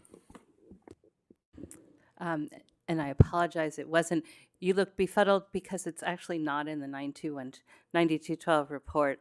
It's in one of the letters that we've gotten, but the point stands, notwithstanding that housing element approvals are not granted and just left there, or else every city in California would be taking that approach, so they could change their housing element on day 2. That's not what happens. So do we have any further questions? Yes. Sorry, Mayor, just to provide context around that. The housing element decertification, so we talked about Portola Valley. What typically happens is you'll get inquiry or warning letter. They will spell out corrective action, and you have to start moving through it. That's when, in the 9212 report, the discussion tonight, I'm sorry, about finding alternative sites that could handle that density. If you can do that in that period, then you can avoid decertification. But of course, now you're going through corrective action with HCD. So there are steps that cities can take, that changing in zoning, finding properties elsewhere, adding density or height elsewhere, that you can demonstrate no net loss, and then you avoid decertification. City manager and our housing manager, my question is, if we had to find 8 acres of additional housing capacity, would that force us to revisit our guarantee that we made to the residents of Los Altos that we would not change the R1 zoning? Would we then have to reconvene and reconsider changing the R1 zoning throughout Los Altos in order to come up with that capacity? Is there any other way to achieve that capacity without revisiting the R1 zoning? So I think staff would bring back options to council that could potentially avoid an R1 rezoning. You would have to look at where the density can be made up now. And then also you have to look at, we have a housing element that comes every 8 years, and where does that go? So what this gets at is not only how we comply today, but as future housing elements come forward, it makes rezoning in those areas you're referencing much more likely to happen much more rapidly. So to summarize, R1 zoning is threatened by this initiative, point blank. Okay. Any further questions, colleagues? One last thing. What was the number? So we talked about 8 acres in the plazas. Was it 309 sites if the ballot measure affected 1 through 10? Was it 309? Was that the number you said? For the number of units? Yes, that we were going to deliver, potentially deliver across those parking plazas the number of units, yes. The housing element has 124 units. 124.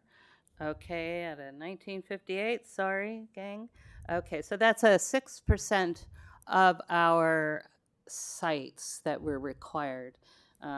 I will mention for all of our benefits that the 25% or so, it's between 15 and 25% overage that we have is because we lose sites to non-development for valid reasons. So we're not running ahead. We're actually putting the hedge factor in to accommodate for what doesn't getting developed. So there's really no excess. So that was about 6% then of the number. Okay. If there's no further questions, then I'm going to open up to public comment. City Clerk, how many? And there's still cards coming. How many speaker cards do we have for I have item 11? 4 cards so far. Yeah, this is 11. Possibly more. So, okay. All right, so we're going to do 2 minutes because we've got quite another couple weighty items here. So 2 minutes per speaker. Okay, the first speaker is John Baer, followed by Maria Bautista. Madam Mayor, just a point of information. There was a question earlier today about the timer on the podium. It's our understanding that staff has confirmed that that timer is active. The Timex watch keeps on ticking. Okay, so to summarize the report, the sky is falling or could fall. There are lots of coulds, not woulds. And while I understand you need to be concerned about the coulds, let's understand that they are not woulds. And there's a lot of bad information being thrown around here, and that's really quite disconcerting. Staff, by the way, I'm president of Friends of Los Altos. We wrote several articles on this subject, and before we write articles, we actually do our homework to make sure what we're delivering in information is accurate. In fact, the Plaza 9, the only portion of Plaza 9 that is in the initiative is the part of Plaza 9 that's owned by the city, not the part that is privately owned. The language in the initiative is clear. All plazas have the same restrictions. However, if plazas 7 and 8 are developed into affordable housing, that can happen without voter approval. That's not very confusing. That is actually very clear. There's a lot of bantering about that 8 acres is being lost. You folks are committing 3 of our acres to a performing arts center, a park, which we really don't need in downtown, and a parking garage. The initiative merely says voters have a say. Who is encumbering more land and reducing our land bank? The voter initiative or this city council? The simple reality is it's this city council, and you are failing to acknowledge that. Thank you very much. Sure. When did the city council, in your opinion, make a commitment to do those things? Well, so to date, they've spent $2.5 million on various plans for a parking garage, a park, and other accoutrements in downtown, committed another $1 million in park and lieu money for the same purpose, and seem to be on a rapid course to approve all 3 of those projects. So you would agree that it's a could thing. As you said earlier, it could happen. It could happen. That's correct. So, but it's hypothetical. Well, then let's call all of them hypothetical and say they all could happen, not would happen. Larry. Sure. Exactly. Thank you. Thank you. Thank you, Mr. Baer. And you keep lining them up. The next speaker is Maria Bautista, followed by Barbara Lebner. Okay, so Mr. Baer took a little of my thunder because I actually pulled up the APM map while you guys were discussing Plaza 9. It is the case that it is only the section that is city-owned that is part of the ordinance. So just wanted to drive that point home again. And I also agree with Mr. Baer that we really are talking 5 acres, not 8 acres, being that 3 of the acres, or essentially 3 of the acres right now, are under commitment for $2.5 million all the way to construction documents is the way that contract was contracted. So I think it really is most honest to say that the city has committed those at least 3 acres to other projects at this point, and that risk would be as equal as this ordinance in this moment to jeopardizing any kind of housing element compliance issue. And then I think it also is important to emphasize to the community too, from what I hear tonight, that we really are talking about 124 units. And so I think sometimes this may get a little blown out of proportion about what aspect of the housing element is potentially jeopardized. And 124 units, I think the community of Los Altos would gladly welcome the opportunity to have a say in where 124 units might go, whether it's downtown or not, and whether we might actually someday want to build even more housing downtown. So this ordinance is not an anti-housing. It actually is securing the option in the future that we might introduce more housing downtown is one other way to look at it. I mean, I think as I've sort of just dealt, I've noodled upon it, this is actually quite not an anti-housing ordinance. So I would just leave you with that thought. Thank you. The next speaker is Barbara Levner, followed by Janine Valadez. Okay, they said two of the things I want to say. I really want to focus on how this can be so negative. You have the option, and I'm going to say it on every topic, you have the option to come up with a great plan that everyone's going to vote for. It could even theoretically include housing.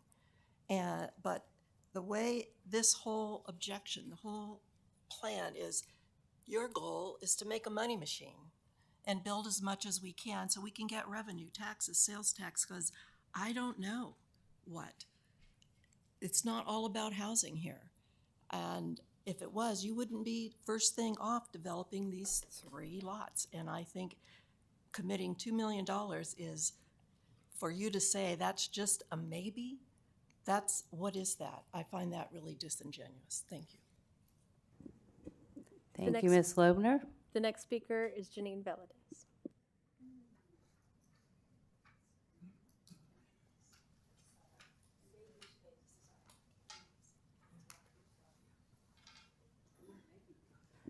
Make sure you pull the microphone. Clearly. Hi, my name is Janine Valadez. I am a library commissioner, but not here in that capacity. 2 minutes. I believe in representative government. It's that simple. If people take objection to what you folks decide, and trust me, I have, I live with it because I voted for some of you. And even if I hadn't voted for any of you, the majority of the people did. So I have a real fundamental problem with this entire process. I'm also scared to death about decertification. That's a could that is terrifying. I don't necessarily believe in protecting R1. I don't. I believe there are gentle ways to increase density there, but I still don't want builder's remedy to come in and give us no say. So that really causes me great concern. I hear a lot of criticisms of special interest groups like YIMBY or other, Affordable Housing Alliance or others. They're all special interest groups, but come on, let's be real. These are all special interest groups. We're all special interest groups, and this ballot initiative is being instigated by a special interest group. I don't like putting barriers I don't like the tyranny of the mob, whether they are aligned with me or against me. I just don't like the concept at all. That's why we have representative government. I really ask you folks to, one more thing. As to the issue of the $1 million that's been committed, we also committed a lot of money to a dog park, and yet here we are without a dog park. So it can happen. I'm not going to say that's slated in the world because, it can't. You guys change your minds. And if we don't like it, then we vote for other people. So it's that simple for me. All this other stuff is just extra. Thank you. Thank you, Ms. Valadez. Oh, that's it? Okay. All right, then. Colleagues, basically, what's in front of us then is receiving the report. I think, do you need a motion to receive the report? Okay. Any discussion? Yes, any discussion? I'll start. I want to clarify the intention of this, right? So as I anticipate, this will be sent to the ballot in an agenda item, right? What that means is that for this matter, the residents, the voters, will become the legislators on this matter, right? That we will step aside and that will be the case, right? But the key with that, right, is that when we are doing our legislating, we get thick packets of stuff to read and frequently have to think about the unintended consequences of decisions that we're facing. That sort of comes with the job. That's sort of the point of the representative democracy that Ms. Valadez talked about, right, is that it's a lot of work. Every other weekend, we spend a lot of time reading these things. I enjoy the work, but nevertheless, it is a lot of work. And often there are non-obvious side effects. The point of the 9212 report and other materials, such as the report that the city attorney, that's the packet. That's the packet for the residents, right? Is this is the material that they will have when they think this stuff through. And there are trade-offs, right? We're not making stuff up, right? There is it's not like maybe we'll be sued. We have a very strong organization that has indicated that they are going to sue us the moment it passes, if it passes, right? YIMBY law, it's in the packet. You should read the packet. In any case, they are going to sue us. And that is going to cost us millions of dollars. And if we lose, we're going to get to pay their bills too. And if the proponents decide to appeal, no matter how poor judgment that is, we're going to pay more millions of dollars. And we're going to get to pay their bills too, right? So this could have been avoided, right? And I'll explain why. The proponents could have introduced a measure that said nothing about housing, that just said, if I don't like a park, or if the city wants to do a park or a performance arts center, that needs to go to the voters. The YIMBY law wouldn't have sued us then. Wouldn't have had anything to do with housing then, but it's any use. Any use. And that means it becomes a housing thing. We will be sued. You know what YIMBY law's success rate is? They have never lost on substance, ever. Right? The residents need to understand that when they act as the legislators on this thing. They are going to have a lawsuit, they're going to incur millions of dollars of cost, and the outcome of that is uncertain. So I am glad for the report. I think if anything, it understates some of the intents or the impacts. Nevertheless, that's probably on the good side. It avoids the notion that it became too polemic, so good for you. But I think that it is important for the legislators that are the citizens who are going to be taking up this matter to understand the seriousness of the choice that faces them. Thank you.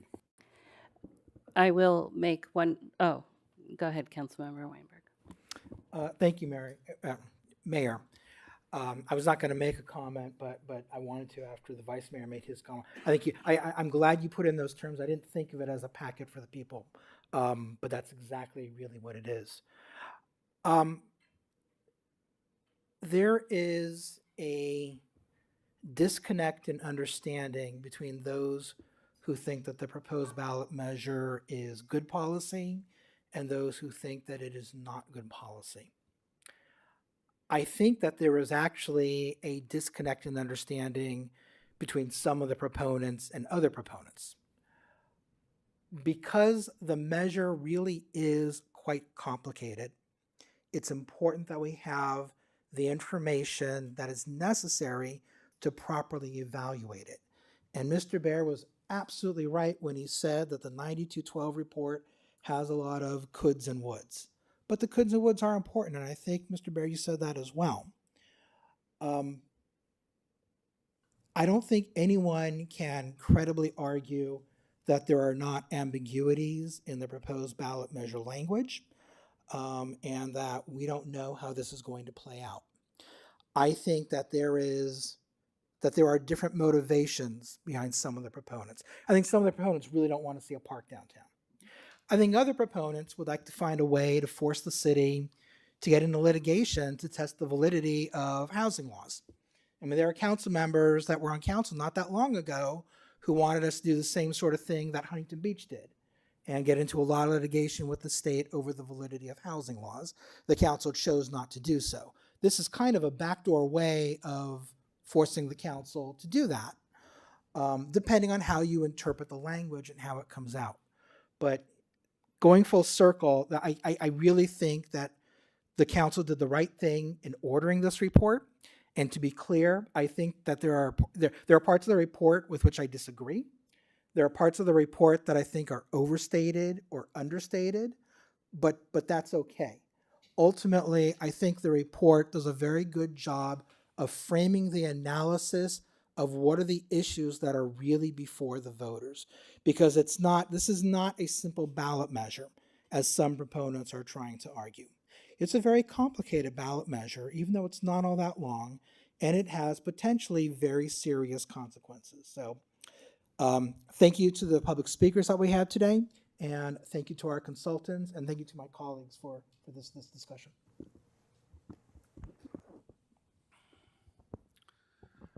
So we have this hybrid democracy. It's a direct democracy when we do citizen initiatives, and there are great reasons to have citizen initiatives as part of our democracy. And I would never advocate moving away from that, but it creates some tension within our democracy, which is otherwise a representative democracy, as has been described previously by one of the residents and by my colleagues up here. There is a general reason why land use is almost never put to a plebiscite. And the reason land use decisions and many other decisions about managing a city are not put to a plebiscite, the reason is because if we were left to the vote of the majority, there would still be many places in this country where people might still be enslaved, or we would have segregated neighborhoods, or other. You're shaking your head, sir, but this is true. The majority of citizens is not always right. That is why we have courts as well as the legislative branch of government. We have the courts as well. And so when you have a conflict, a structural conflict between two parts of a democracy, when you have a representative initiative saying do X, and you have statutes and decisions made by a body like council that are in opposition to that, they will be reconciled by the courts. So I have no doubt that if this initiative if the initiative goes to the ballot and passes, that we will find ourselves in court. There was a time a few years ago when a different council was in charge, and the city consistently ran deficits because of our court costs, because of losing fights in court that we knew we were going to lose, or that we should have known that we were going to lose. That's why we have the building that we have going in at 40 Main Street. That's why the city bought 19 Fremont, or whatever it is that's becoming the police 999 Fremont. So, yeah, some of this is speculative, but guess what? YIMBY Law has already engaged the city in legal action, right? They have a track record. So we can pretty accurately predict millions of dollars in costs if this ballot initiative passes. That might be worth it. The citizens might, knowing that, say, doggone it, that's what I think my tax dollars should be spent on. And if that's the will of the people, I stand by it, support it, and we'll execute it, right? But residents need to know all of the trade-offs that are involved, and that's why I, for one, I'm glad that we have this report, and it may not be perfect, but I use the analogy of a pilot. If you have instrumentation that isn't entirely accurate, you may not know to a precise degree whether or not you're flying at 40,000 feet or 39,000 feet, but some instrumentation is better than none, and generally speaking, it's a lot better to fly when you can tell where you're going. So that's what this does for the citizens, and I support it. I will close up this discussion, which we kind of warmed up to despite our initial response that we weren't going to talk. But I do want to address the comments about that we've spent money looking at 3 different projects on 3 different plazas. Yes, we have spent money. We spend money to make educated decisions. If we walked in one day and said, all right, we're going to put, a park here, we're not going to study it. None of us would be happy about that either. So it costs money to make educated decisions, and that's why we spend money on them. And sometimes we don't go through with things. Sometimes people oppose things, but they go through anyway, like our community center. And thank goodness that we had a task force who worked on it, and we have that community center, which serves as the hub of our community right now. So I too am glad that we have the 9212. As I said last time, it would have been irresponsible not to get it, to help provide an outside, independent, objective assessment of the coulds, maybes, etc. that could happen if this initiative were to pass. So with that, I will take a motion so we can move on to the next item. I move that the City Council receive the Elections Code Section 9212 report for the proposed measure entitled Los Altos Downtown Parking Plazas Ordinance. I'll second that. Councilmember Daley? Yes. Councilmember Weinberg? Yes. Vice Mayor Lang? Yes. Mayor Meadows? Yes. Motion carries. All right, moving on to number 12. We're going to decide then to select one of the following 2 actions. Either adopt the proposed ordinance tonight or within 10 days, or to submit the proposed ordinance to the voters at the November election. So do we have a report on that, or are we just going to verbalize it? So yes, we do have a report on that. It's a very short presentation here. You will see before you, the council has 2 actions that they can take tonight pursuant to Elections Code Section 9215. One is to adopt the proposed Los Altos Downtown Parking Plaza Ordinance without alteration at tonight's meeting or within 10 days of receiving the report. Or the City Council may submit the proposed Los Altos Downtown Parking Plaza Ordinance without alteration to the voters at the next general election, which is Tuesday, November 3rd, 2026.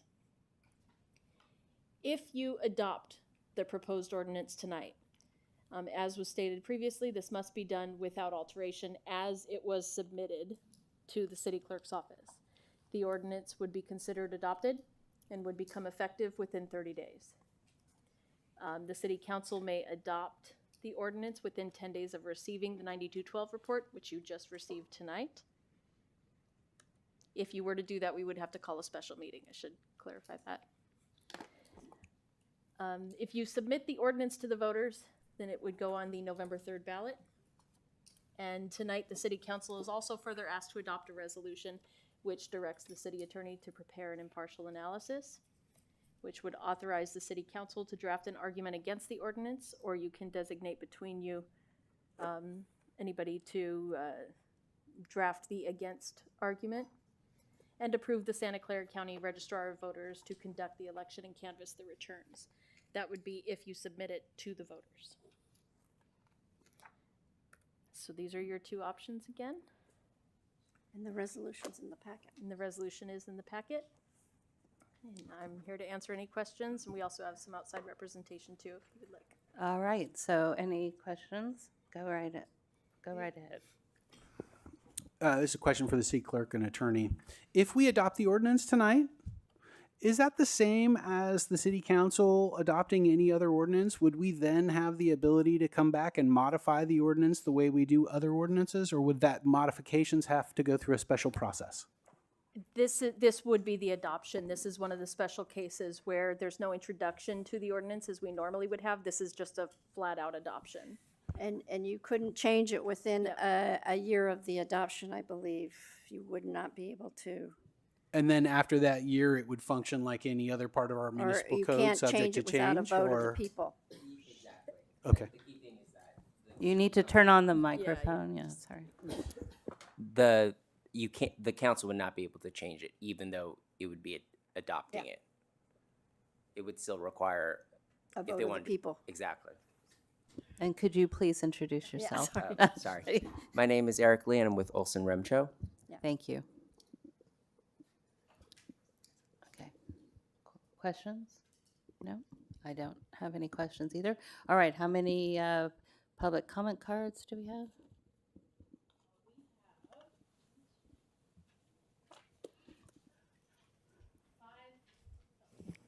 We have 5 cards.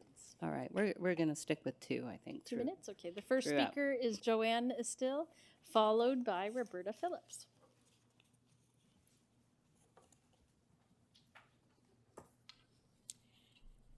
Thank you for all your comments because you've already taken care of almost my question. I was going to ask each one of you individually why you were coming up with other alternatives to let the public vote.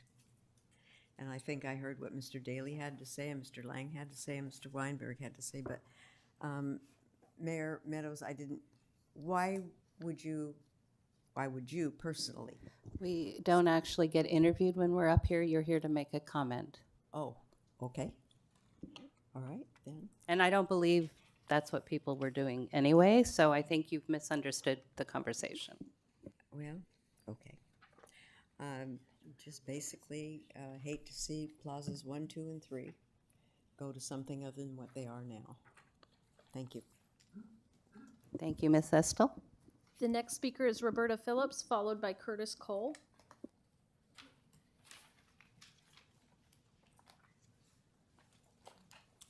So I think that one thing that was not discussed tonight, and Sorry, there you go. Okay, am I okay now? Yeah. That, as you know, we have a housing element that is passed, and then after that, the city decided to go get a pro-housing designation. And what that pro-housing designation did is, and I go look things up on Google, and hopefully it's as accurate as I can be, that it requires that the city demonstrate that they go above and beyond what the standard state laws are. And I do believe that we should follow the law. And I don't think, that we want to get into lawsuits, although, this YIMBY group obviously is going to sue us regardless. I just think that, we're talking about 124 units. And if we did not have the pro-housing designation, we wouldn't be putting ourselves in this position where we have to go above and beyond the state law. I think it's totally sufficient to follow the law. And I do hope that, either way it's going to get on the ballot. And I think that, it's amazing that this group collected over 3,000 signatures in 3 weeks. I think that you have to try to listen to the sentiment of the voters here in Los Altos and try to work together to come up with, because I think there are obviously alternative sites where 124 units could, be approved by the voters easily. Thank you. Thank you, Ms. Phillips. The next speaker is Curtis Cole, followed by John Baer.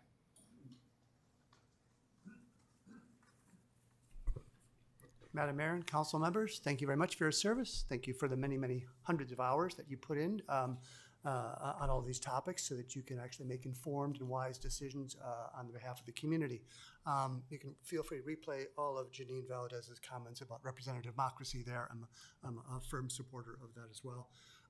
Given the information in 9212, all the things that are likely to happen or merely could happen, ideally, this wouldn't go any further than it has right now. But of the 2 options you have in front of you, hopefully all the proponents who believe in voters would also recommend that you put this before the voters and have us vote. It's unfortunate that the 3,000 signers didn't have the opportunity to read the 105-page report on the 9212 and understand the actual impacts of what this would be. My intern, Claude, did a very nice summary of it for myself as well. In any case, thank you very much for your support, and good luck. Thank you, Mr. Cole. The next speaker is John Baer, followed by Barbara Lebner.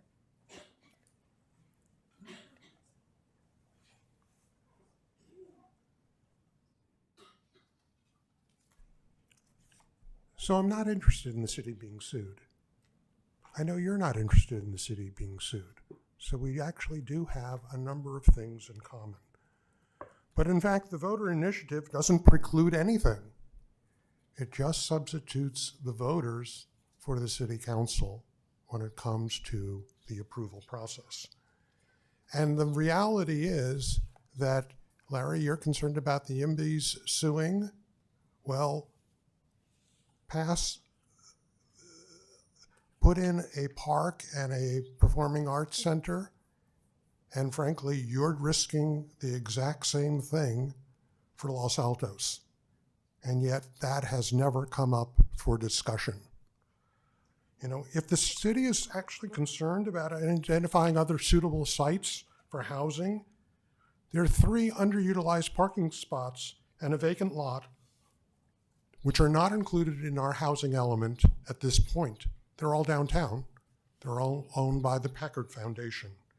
And in fact, are more suitable for development than considering increasing density or height in the downtown or changing the zoning in our residential R1 districts.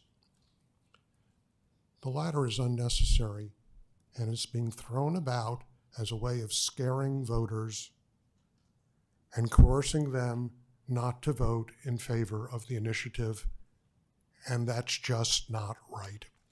Thank you. Question. So if the council were to approve some other use of the parking plazas, such as a park or performance arts center or anything else, and somebody decided that they were going to take legal action about that, would 2 unelected people get to decide whether to defend that lawsuit indefinitely using the city's money, or would the city have to take responsibility of that decision itself? Larry, I'm not a lawyer. I can't answer that question. All I can tell you is I think it has the exact same effect as the voter initiative, and we can agree to disagree on that if you'd like. So you feel that the voters initiative does not empower 2 unelected people to determine the city's legal strategy with this? Probably. I mean, it seems well, like plain language. I can't say because I'm not a lawyer, and I'm not going to try and interpret what that ordinance says in terms of defending the city and the legality and who decides. Well, you and every other voter will soon be in the position they have to decide whether that's true or not. Understood. So good luck. Thank you. Next speaker. The next speaker is Barbara Lebner, followed by Janine Valadez. I don't exactly remember everything I said last time, but I'm not opposed to the report. I know you paid for the report. I want to say that on the initiative, we were required to put those APNs on there. They have to be in there.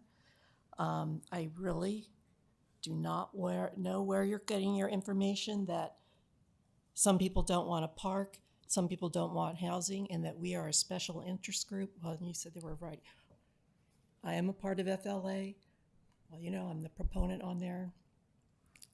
Of all the people I've talked to, several hundred people, no one said, I don't want a park.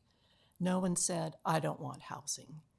I want, and it's the only reason I got involved, is a good plan that the residents understand that there's real research on why you picked the park there, why you at the last minute threw in the theater into the contract.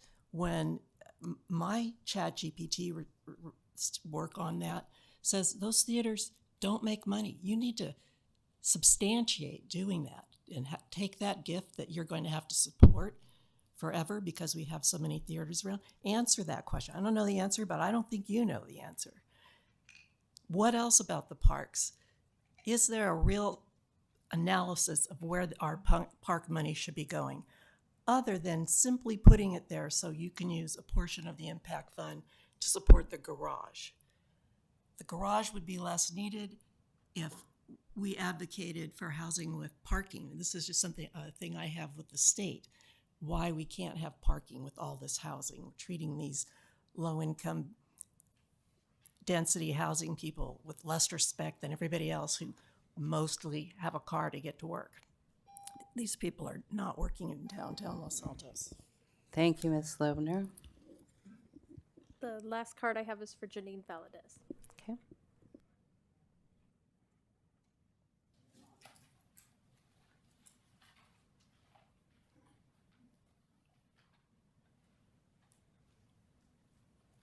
Same disclosures as before. Given the choice, you got to put it on the ballot, and we will shred the arguments. It'll be awesome. All right, we're going to close public comment on that, bring it back to council for discussion, and then a decision. I won't be long because I don't think it's a complicated No. decision. The only question is whether I would vote for it directly rather than spend the money and the time to go to the ballot initiative. Clearly, I would not, but I want to be clear about this, right? I have personally, I can't speak for my colleagues, and we haven't discussed it because that would be a violation of the Brown Act.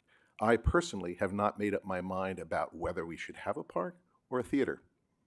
I'm waiting to see the report because I don't believe in making poorly informed decisions. I also understand why some people might have an issue with that, right? In fact, one person, well, I won't get into all of it. I have not made up my mind. I also think this could have been more narrowly crafted. If the concern was about parks and theaters, the initiative could have been crafted to put those to a vote, and we wouldn't have put ourselves at legal risk. But this initiative puts the city at tremendous legal risk. And I'll point out why. Like, in some ways, this is even worse. I remember sitting in this chamber when not this council, a previous council, was adopting an ordinance to essentially outlaw the deployment of mobile infrastructure. And I remember thinking to myself, my goodness, that's against federal law. My goodness, we're going to get sued, right? Some people said, oh, we'll never be sued. It's Verizon and AT&T. Guess what? They sued. And they sued hard because they were seeking to make an example of us. And at least in that case, the city could cry uncle and change the ordinance and stop the bleeding.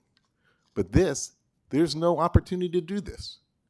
If this ordinance passes through the citizens, there will be 2 unelected people who can use as much city money as they want to fight appeal after appeal. And they will not only get to pay their own legal expenses, they will get to pay the expenses of the people who are suing us. $1.6 million, that's how much we flushed down the toilet with the mobile. That's going to more than that, like at least 1.6. That will be small change compared to this if those 2 people who are empowered to spend the city's money on legal fights decide they want to. That is insanely irresponsible. I could never vote for such a thing. Nevertheless, we have a choice. And so I will support putting it on the ballot and asking the citizens to make their best decision. Thank you.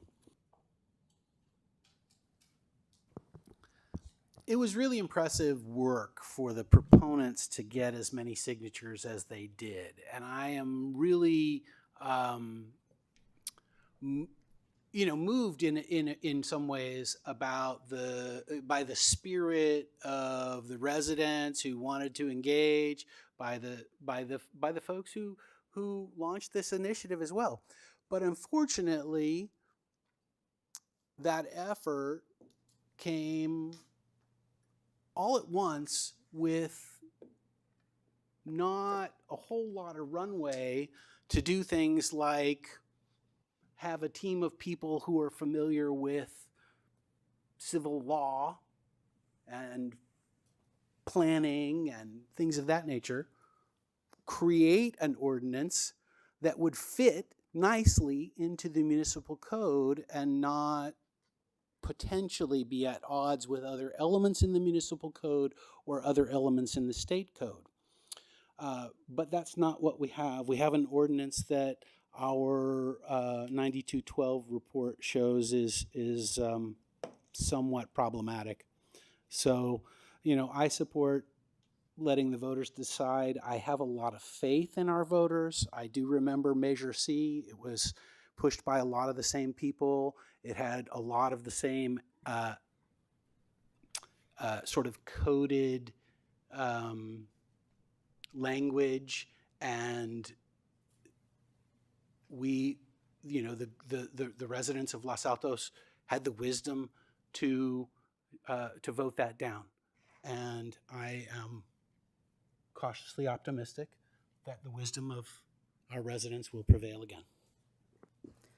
Councilmember Weinberg? Thank you, Mayor. I concur with both of my colleagues. Like the Vice Mayor, I have not made up my mind about a park or a parking garage or a theater on plazas 1, 2, or 3. I mean, there's not enough information to be able to make an educated decision about that. Do I like it conceptually? Yes. Is that a part of the downtown vision, which was adopted by a prior council? Yes. And I recognize and I honor that, but that's not the issue that's before us tonight. There are a lot of comments that I want to make, but I don't think it's necessary given the narrow issue that's before us. I do note that of the people who spoke tonight, not one public commenter suggested that the council adopt this measure rather than sending it to the voters.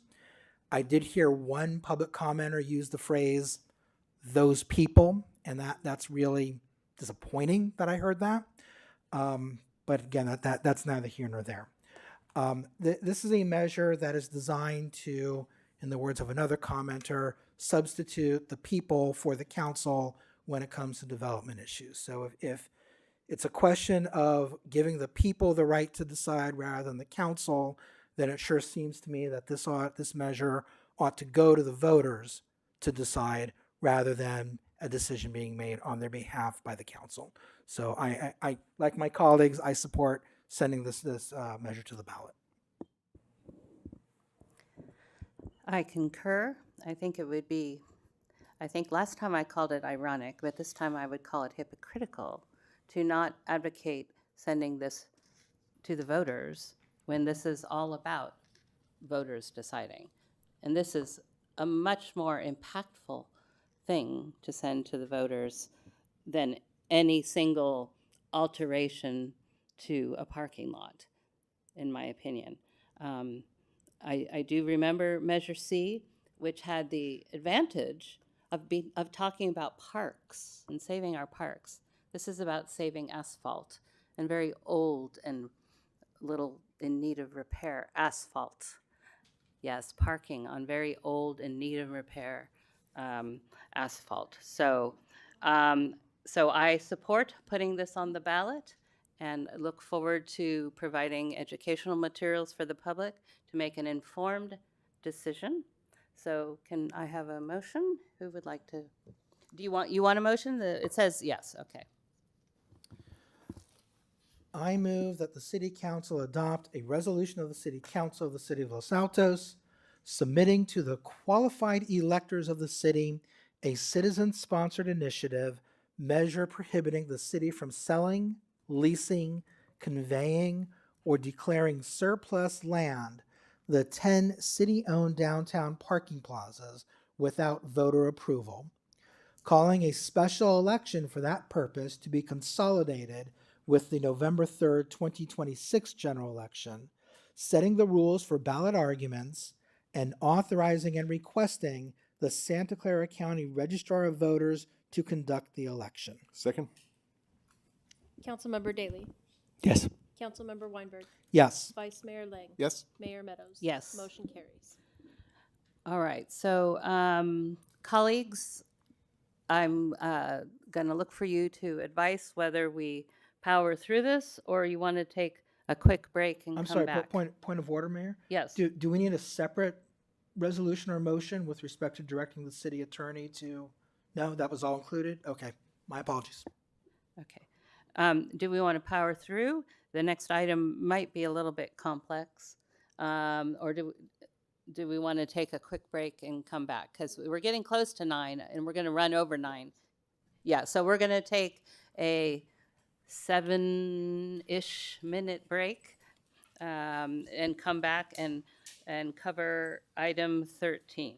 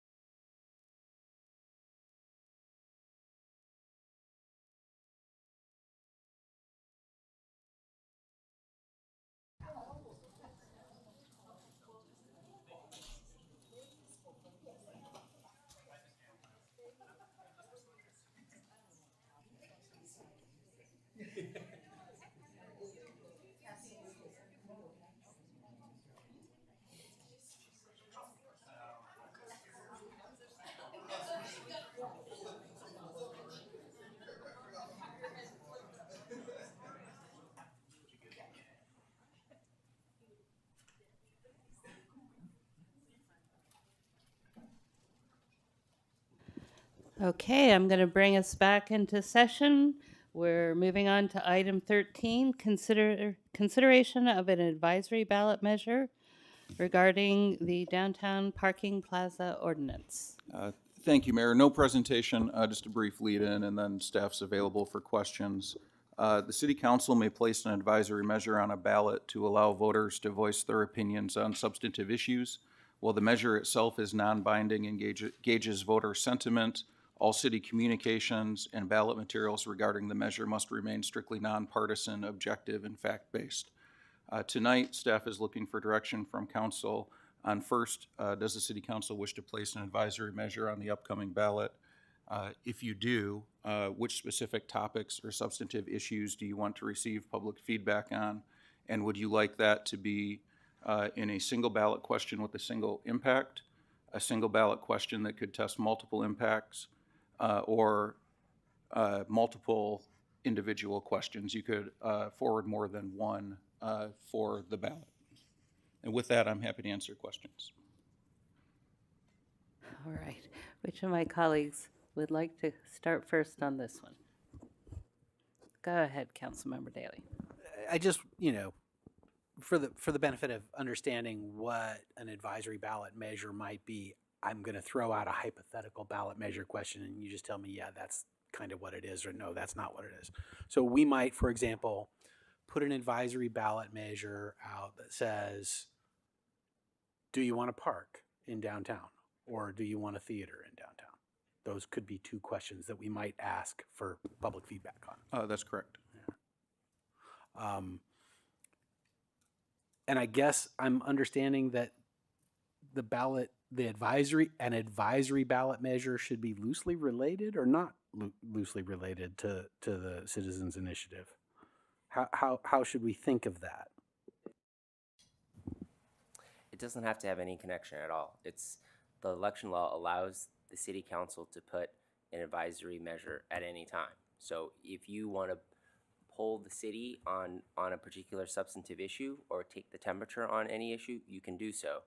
Generally speaking, it's pretty rare for cities to put advisory measures on, but it's always an option that's available to you. And how much does it cost to put an advisory measure on? So the cost depends from the Santa Clara County Registrar of Voters. I asked for a quote from them. However, they have not responded as of today, but we do have a quote for the previous item that we just discussed, which was about $148,000. Okay. It may not be that much. It could be 100,000. It could be 140,000. It depends on the amount of pages and text. That's a good enough ballpark. It's good enough for me to know that it's not $10 million or $1 million. It's more like 100,000 or in that ballpark. Thank you. Okay. Go ahead, Councilmember Weinberg. Thank you, Mayor. I'm just curious how this is, assuming the council wanted to put one or more advisory measures on the ballot, how does it look? So let's say the Los Altos Downtown Parking Plaza Ordinance is Measure A. How will advisory measures look compared to that? Are they B, C, D, E? Are they A1, A2, A3? So the election law requires that measures be grouped by jurisdiction. So you'll do county ones, city ones. I think the precise mechanics, the city clerk could talk to the registrar of voters, but typically you would see it come up with, it would probably, unless the city council is sending other measures, it would be paired with the city measures. It would say advisory vote only, very clearly, that it would be an advisory vote, and as the report states, the vote is non-binding. The fact that an overwhelming majority or a bare majority or whatever, that doesn't, it's just a poll for the city council to consider. But how does it look to the voter? Is it listed as a separate measure? Yes, it is listed as a separate measure, and it will say advisory vote only. Okay, thank you. The ballot question, okay. It's an advisory. There's no legal effect on it other than this is what the people said at one point. So it actually doesn't matter the threshold. It just is what it is. Correct. Okay. Vice Mayor? No question? So tell us about, you have 5 questions framed here as potential advisory measures. Can you walk us through the progression, or what question 1 does versus 2 versus 3? Sure, Mayor. So what we tried to do was take the elements in the 9212 report and the housing element as well and define them into single impacts should the measure be adopted. And then, again, you can frame that if you see question 1, shall the city council adopt zoning changes and allow increased housing density and height in single-family residential? And then if you move down, it talks about separate impact, building heights and more intensive development in areas not currently zoned. So as you move down, the potential impacts expand, but that's not to say that council could or should select every impact. We're limited to 75 words should it go on. So we were just trying to highlight the individual impacts that were identified in the 9212 report. Go ahead, Councilman. So we Bailey. could, for example, have an advisory measure that says, would the residents of Los Altos like to make up for the lost capacity in our housing element by modifying R1 zoning to account for the impacts of the Citizens Initiative? Yes, that would be a yes-no question that you could gauge public sentiment on, correct.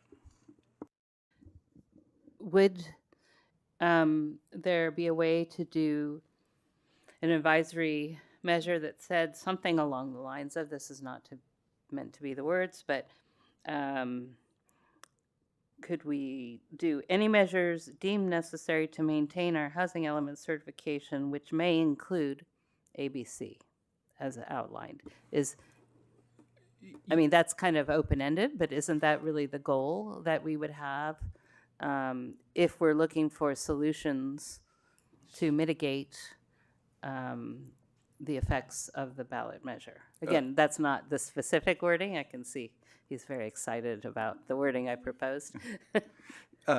Yes, Mayor, you could put something in like, as in number 5, shall the city council be advised to maintain compliance with current and future state housing laws? And then after that clause, you could include the open-ended that you want. Our example said to reduce the risk of housing element decertification, but it could be any number of the impacts that are identified. Okay, great, thank you. Any further questions for staff? Okay, do we have questions? Public comments, sorry. I have 8 cards. All right, 2 minutes. The first speaker is John Fennell, followed by Cindy Andrews.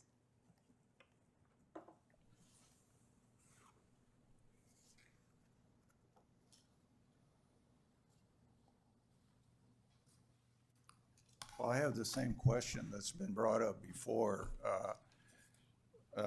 Gabe's 5 questions and the way he was quoted in the Daily Post would lead us to believe that if this ordinance is passed, the sky's going to fall. All right, it's going to be a Pandora's box of horrors open up. Yeah, you all have approved, although you're starting to back off from a little bit, taking 3 of these parking plazas for a park, parking structure, performing arts theater. Now, some of you are trying to back off from that, but the general perception in the community is that you're all for doing these things. And if you do those things, Pandora's box is apparently not going to open. But if you put each of those things up for a vote of the people, if this ordinance gets passed, it is going to open Pandora's box. Doesn't make any sense. And you need to address that if you want the people of this city to turn down this ordinance. Because right now it looks like cognitive dissonance. And you're in danger of appearing to engaging in ledger domain. And Mr. Weinberg can explain that to you. Now I do have, since this is up for a advisory, I do have an advisory question for you to add to Gabe's. If the voters approve the Los Altos downtown parking plaza ordinance, shall the city council submit to the voters for approval to proceed with the construction of a performing arts center, 3-story parking structure, and a park on certain designated parking plazas? Now, how's that for an advisory one? as along with the other ones that are just scare people about what's going to go into their neighborhoods. How much time? I have 10 seconds. Let me just say real fast. One of the reasons why I think you've got this ordinance coming at you is because of the attitude of the city council.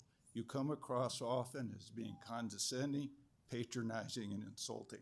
And we just heard from Mr. Daly here. Your time is up, but you can calling the- continue insulting if you want. I'm not insulting Mr. Daly. I'm All right, well, your responding to your his time is up, so you can take it calling offline. the proponents Your of this time ordinance is up. segregationist and racist is disgusting, and it's one reason why you've got this ordinance coming at you. So may I respond, Mayor? Please? Yes, you may. That's a willful misinterpretation. I am not calling the proponents of this measure anything. But I pointed out accurately that the reason land use is generally not put to public vote is because if you put everything to a public vote, there would still be parts of this country that are segregated. Those are parts of the country that were desegregated against the will of the majority. Okay, so let's move on to the next speaker. The next speaker is Cindy Andrews, followed by Roberta Phillips. Mayor and Council, I was in the audience last week when one of our city leaders gave us a lesson on toxic nostalgia. He implied that many Los Altons and the ballot initiative were exhibiting this. Nothing could be further from the truth, honestly. The initiative is entirely about our elected city council understanding the wishes of our residents. It's about our community and property values and the sense why we chose, all of us, to live here in Los Altos. The initiative provides that barometer as to what is the direction the majority of residents would like us to move, and not the direction staff and council unilaterally think we should move. At a meeting some months ago, it was stated that if the initiative were to succeed, it would undermine 9 years of planning. What was that? In regards to thoughtful change, the ballot is entirely about transparent community involvement, garnering meaningful input from actual residents and not from paid consultants. We need to respect and embrace our roots and plan together as we negotiate a thoughtful future for our hometown. I don't understand why you might be so threatened by the possibility that the vision you have for the city might not align with what the majority of Los Altos wants. We're the people that, elected you guys to represent us.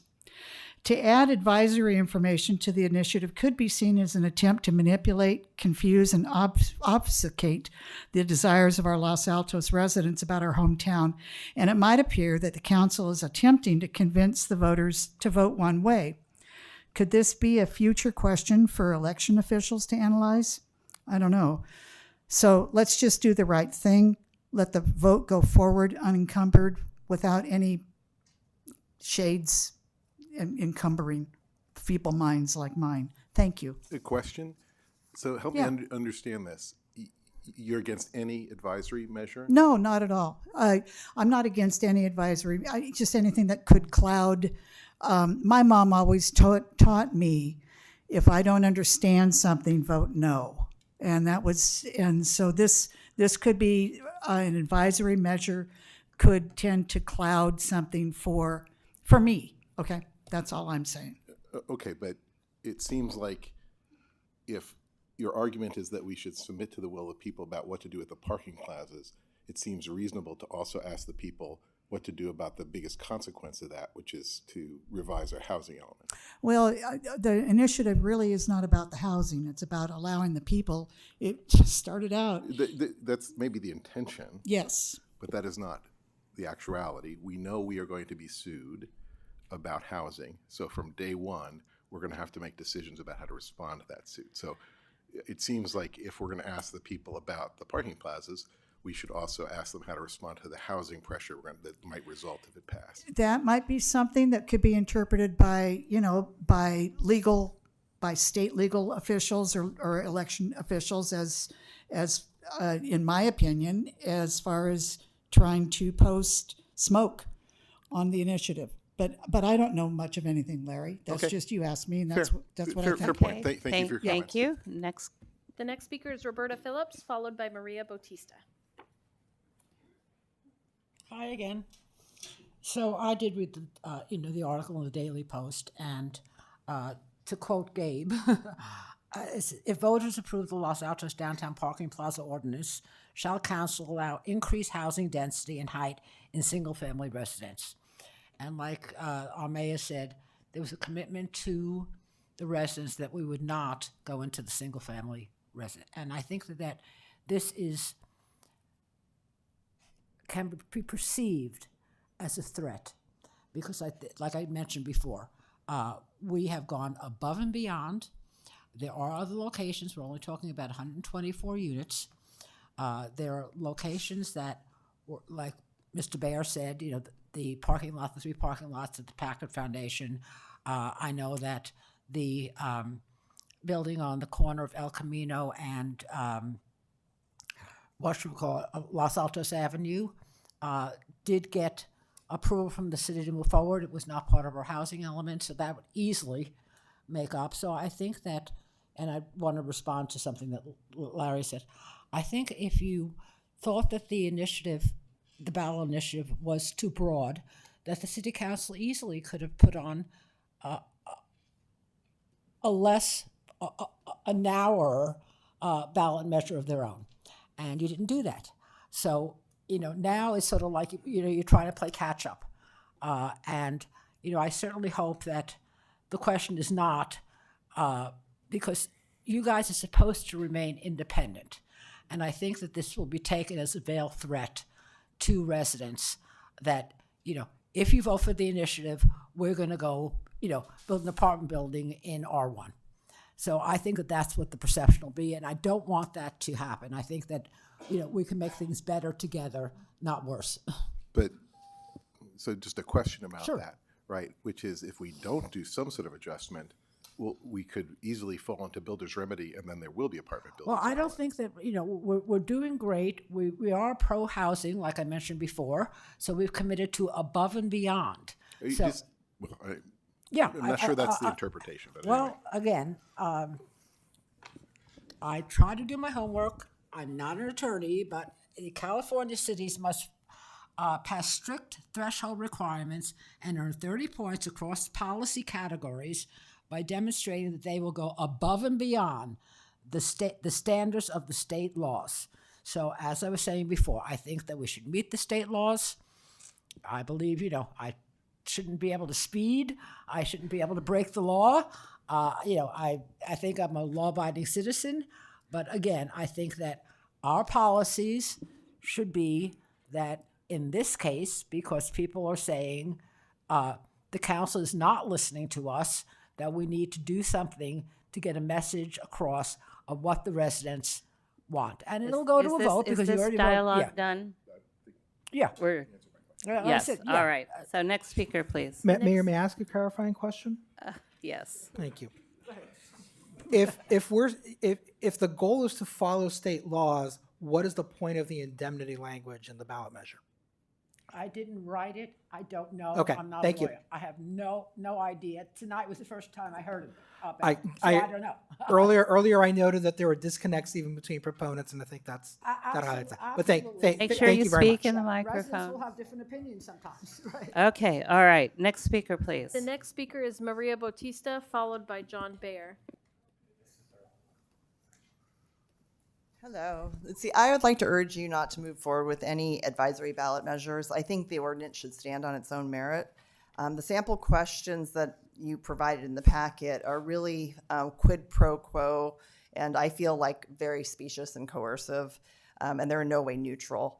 And they really do start to approximate campaigning against the measure, which I think is dangerous territory for a city council, given that that's not legal.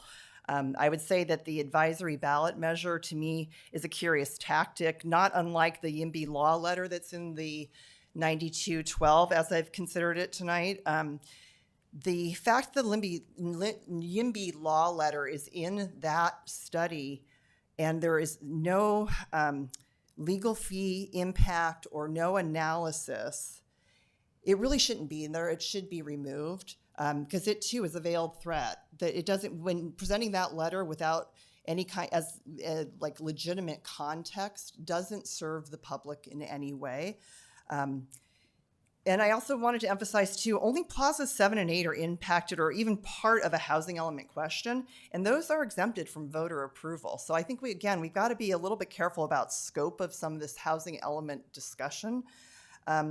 And then Mayor Meadows, also, I'm glad that you pointed out tonight too, that we do have ordinances on the books already about our city-owned lands where voter approval is required for major decisions for parks, open space, and the civic center property. So this type of ordinance is in no way unprecedented. So again, I would just urge you not to do any advisory ballot measures and let the ordinance stand on its own merits. Thank you.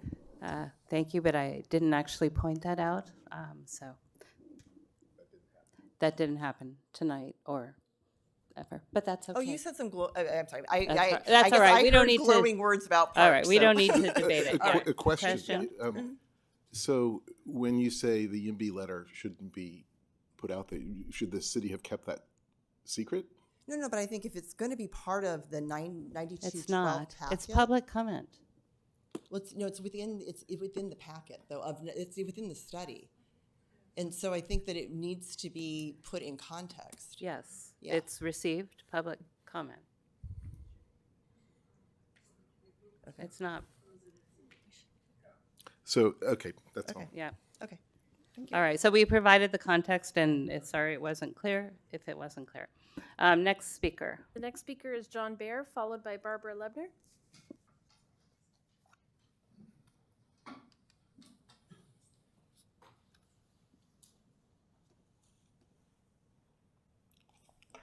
Cross my heart, hope to die. I will not show up at city council meetings again for at least a good long time.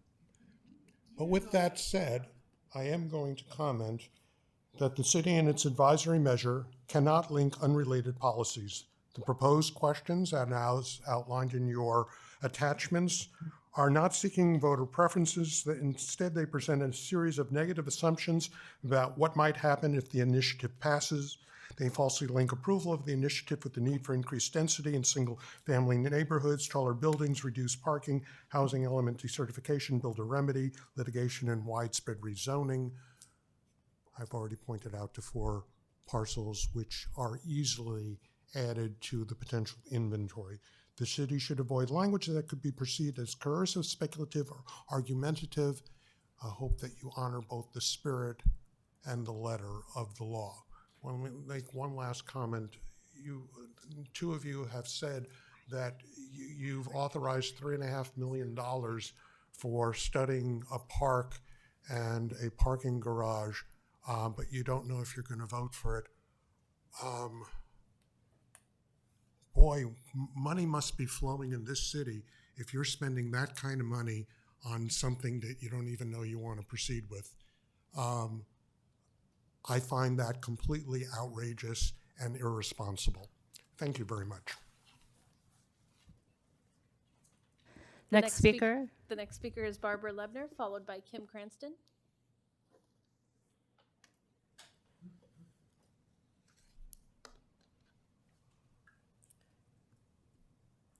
I'm going to ask you to consider an advisory measure that says that you're going to broaden your perception of your goals and begin to build trust, confidence, and true cooperation with the residents of Los Altos. Thank you. Thank you very much. The next speaker is Kim Cranston, followed by Janine Valadez. Good evening. Thank you very much for your public service. I deeply appreciate what you've done while you've been elected, and particularly tonight. I appreciate your looking at advisory measures. I think it's important to think about ways to really effectively educate the community about the potential impacts of this proposed ballot measure. When I grew up in this community, my father was very active downtown. And there was a real threat to business in downtown Los Altos. It was the Stanford Shopping Center. And he led the effort to create the parking plazas. And in my experience here, I think this ballot measure is the single biggest intentionally created human threat to business in downtown Los Altos and the community of Los Altos since the Stanford Shopping Center. And I absolutely know, without any doubt, that my father would be adamantly opposed to this ballot measure. We need to work to create the future and not be subject to it. I wish you could put things on the ballot, advisories like, do you want the city to give a blank check to 2 people to run up unbelievable legal bills on your behalf using taxpayer money? I don't think that would fit, but it's the kind of thing that people need to understand about this. I think this ballot measure could, in some respects, be actually called the sky's the limit ballot measure, at least as far as lawsuits and legal fees are concerned, and potentially in terms of builder's remedy. So again, thank you very much for your service here, and I appreciate everything you're doing to make sure that the community makes a very informed decision. It's very alarming to me when I hear one of the proponents of the ballot measure say she really doesn't understand this stuff. Thank you. Thank you. Next speaker. The last card I have is for Janine Valadez.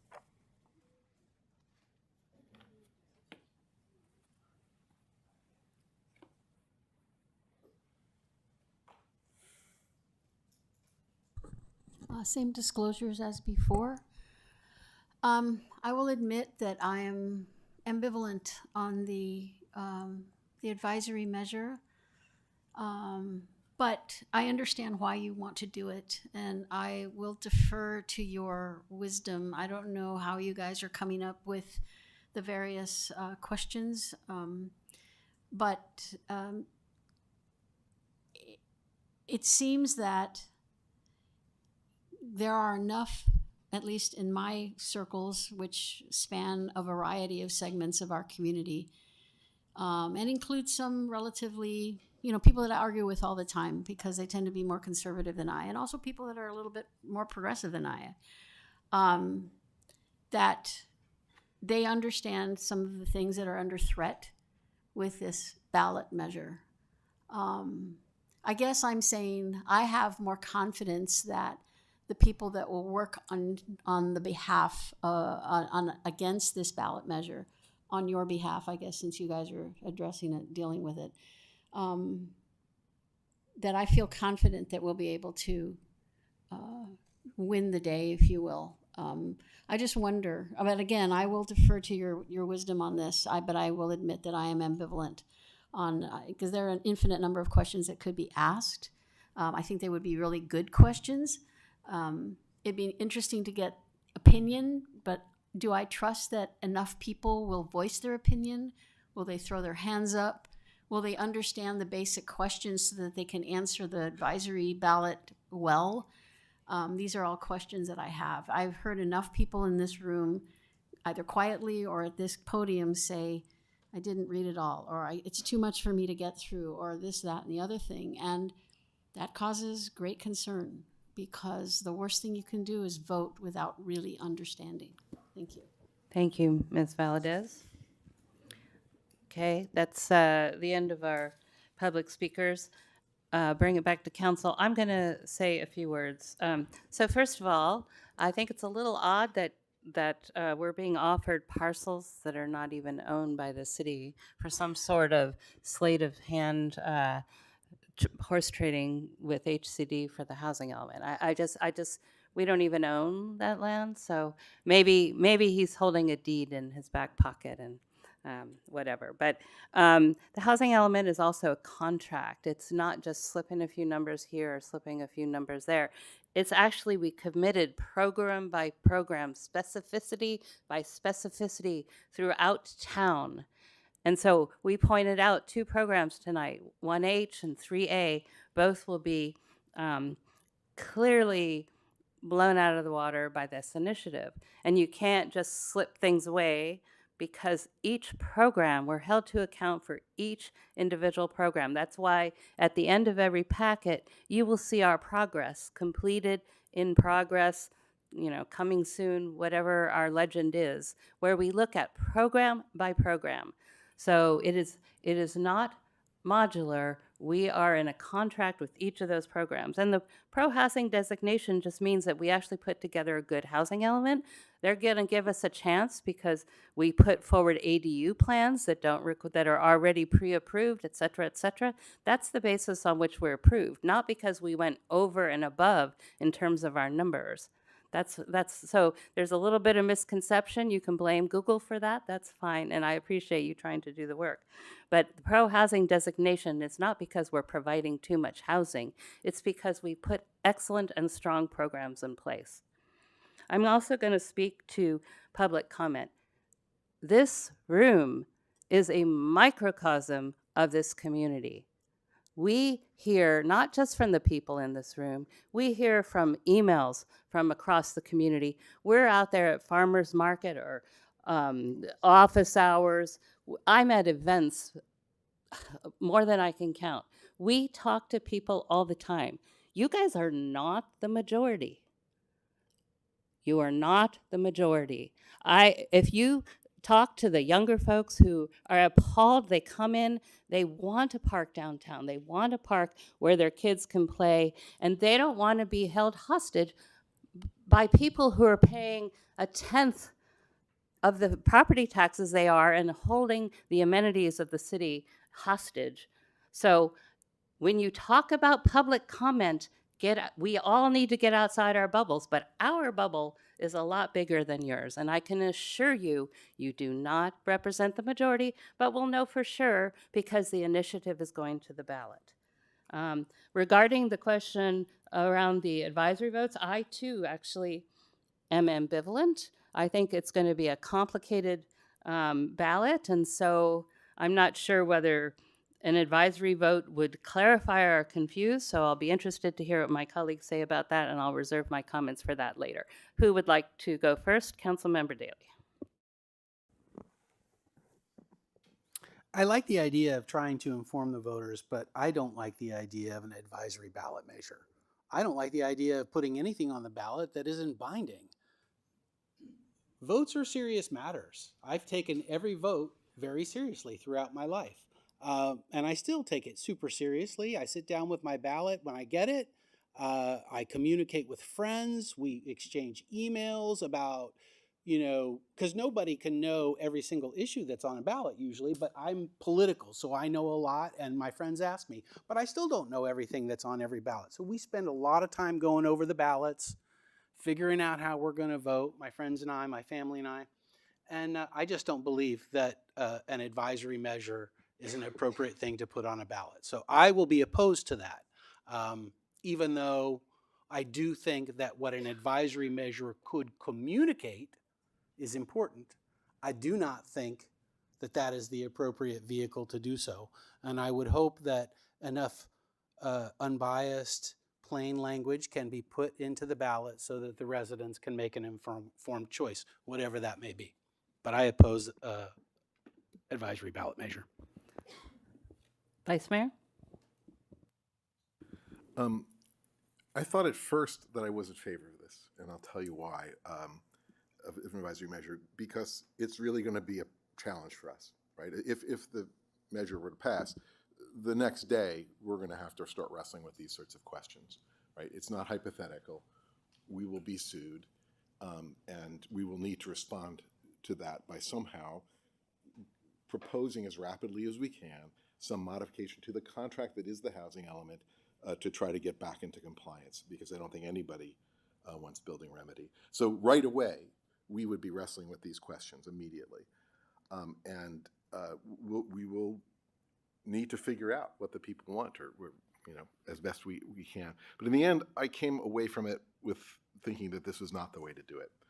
Because in the end, it's a yes or no kind of question, right? It's going to be way more complicated than that. It's going to be a question of the trade-off about rezoning some areas, potentially revisiting some of the supermarket areas and adding housing density into some of those. Probably not all of R1, but you look along more major arteries and you look, at beginning to allow greater density in some of those neighborhoods or along those streets. All of those things are going to be up, but I don't think that this properly captures it. And in fact, I'm worried about missetting expectations, right? Because what I'm concerned about, suppose the ballot initiative passes and this advisory measure gets 20% of the vote. And people say, well, that's not what, I don't want any of those things, right? And you have this issue where you're like, no, what I want is that plan where I can eat all the ice cream I want, never exercise, and lose weight. And sadly, I've discovered that plan is not available, right? So I think that the danger of this is if they say, well, I want, say, this initiative, and I want to not have any of those trade-offs, the advisory measure to me suggests that no trade-off world exists, and as far as I can tell, it will not.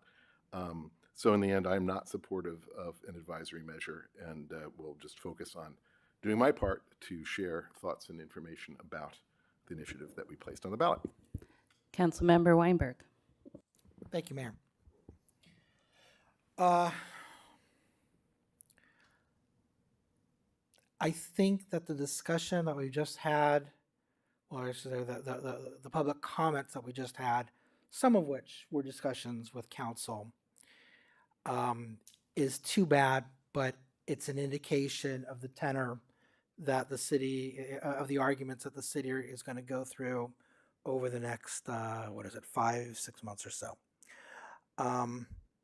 We did okay, I think, the first two agenda items on the subject, but it all kind of started to fall apart and get pretty nasty and personal. And again, that's too bad, but the same thing happened with, it was Measure A, right? Measure C, excuse me. Same thing happened with Measure C, and it looks like that's what we're going to go through right now with this measure. While I lament that, I also recognize that it is a function of the passion that the residents of this city have and how much everyone cares about the city.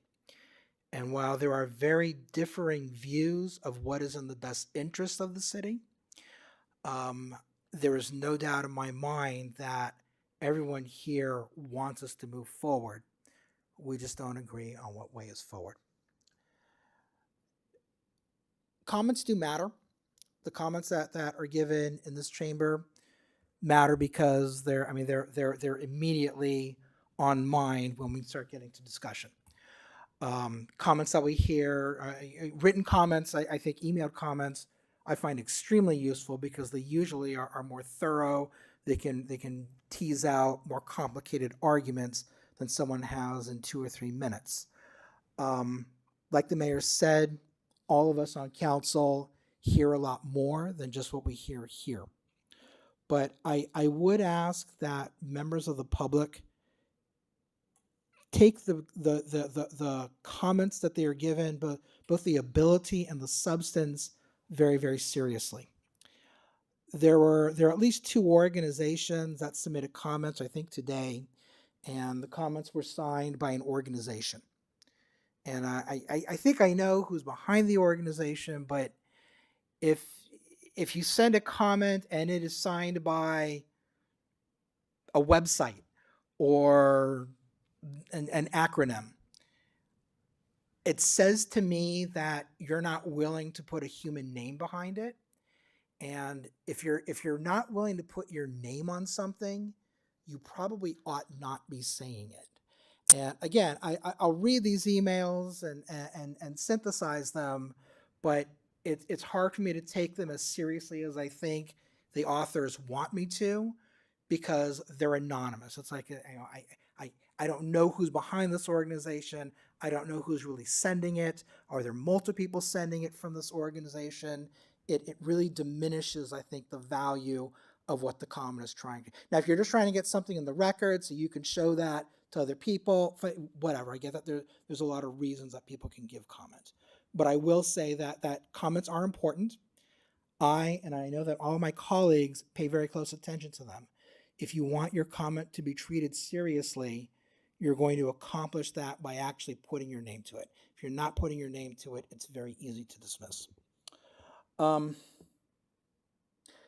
There's already 2 votes against putting the advisory measures on the ballot, so that's a moot point at this point.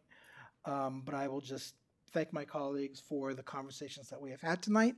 I will thank the people in this room who've addressed us. I will thank the vast number of citizens and residents of this city who have engaged with me, and I know all three of my colleagues up here, because it really does help us shape and determine what each of us believes is in the best interest of the city. Thank you. Okay. So do you want us to give direction or take a vote? I don't think we're in favor of an advisory measure. Direction's clear. Okay, good. Excellent. So that wraps up number 13. And let me move to where I need to be on the agenda, which means we wrapped up the discussion items. We don't discuss informational items. So let's move on to the very final part, which is, what's that? Yeah, that's what I'm going to. I just had to turn the page. So we're going to talk about future agenda items, things we've been up to, and if staff has any updates. And we'll pause just a moment while folks make their way out of the room. I think they're going to want to know what future agenda item I'm proposing.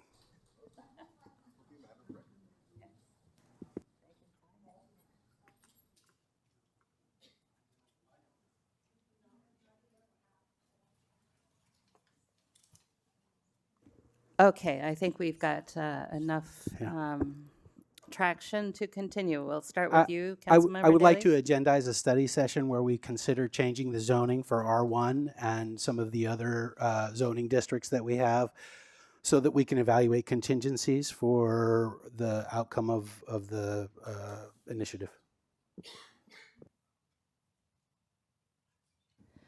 So let me ask, so in lieu of advisory measure, you're suggesting we have a study session and we can discuss Yeah, put it some of on the those agenda. We need contingencies? to talk. We need to start talking about changing R1 zoning and So other zones in the ask- city as okay, contingencies. Yeah, so So colleagues. offer a phrasing and see if you think of it, which is there's a possibility that this measure will pass. As I alluded to earlier, we would need to respond to a non-theoretical lawsuit about housing immediately, and I see no reason to postpone that discussion, considering its importance to the city. So long as it's understood, it's a hypothetical. You know, preparing a response. We do it for disaster recovery. We do it for all sorts of things. I would support that kind of study session to begin to think about those opportunities. Getting into a discussion. What was that? Getting into a discussion. Right. Sorry. Yeah. So mitigation measures. Councilmember Weinberg, how did you? As framed, I support that. Okay, and I will support it too. Study session. Yes. So that would mean we would be getting staff reports on. Yeah.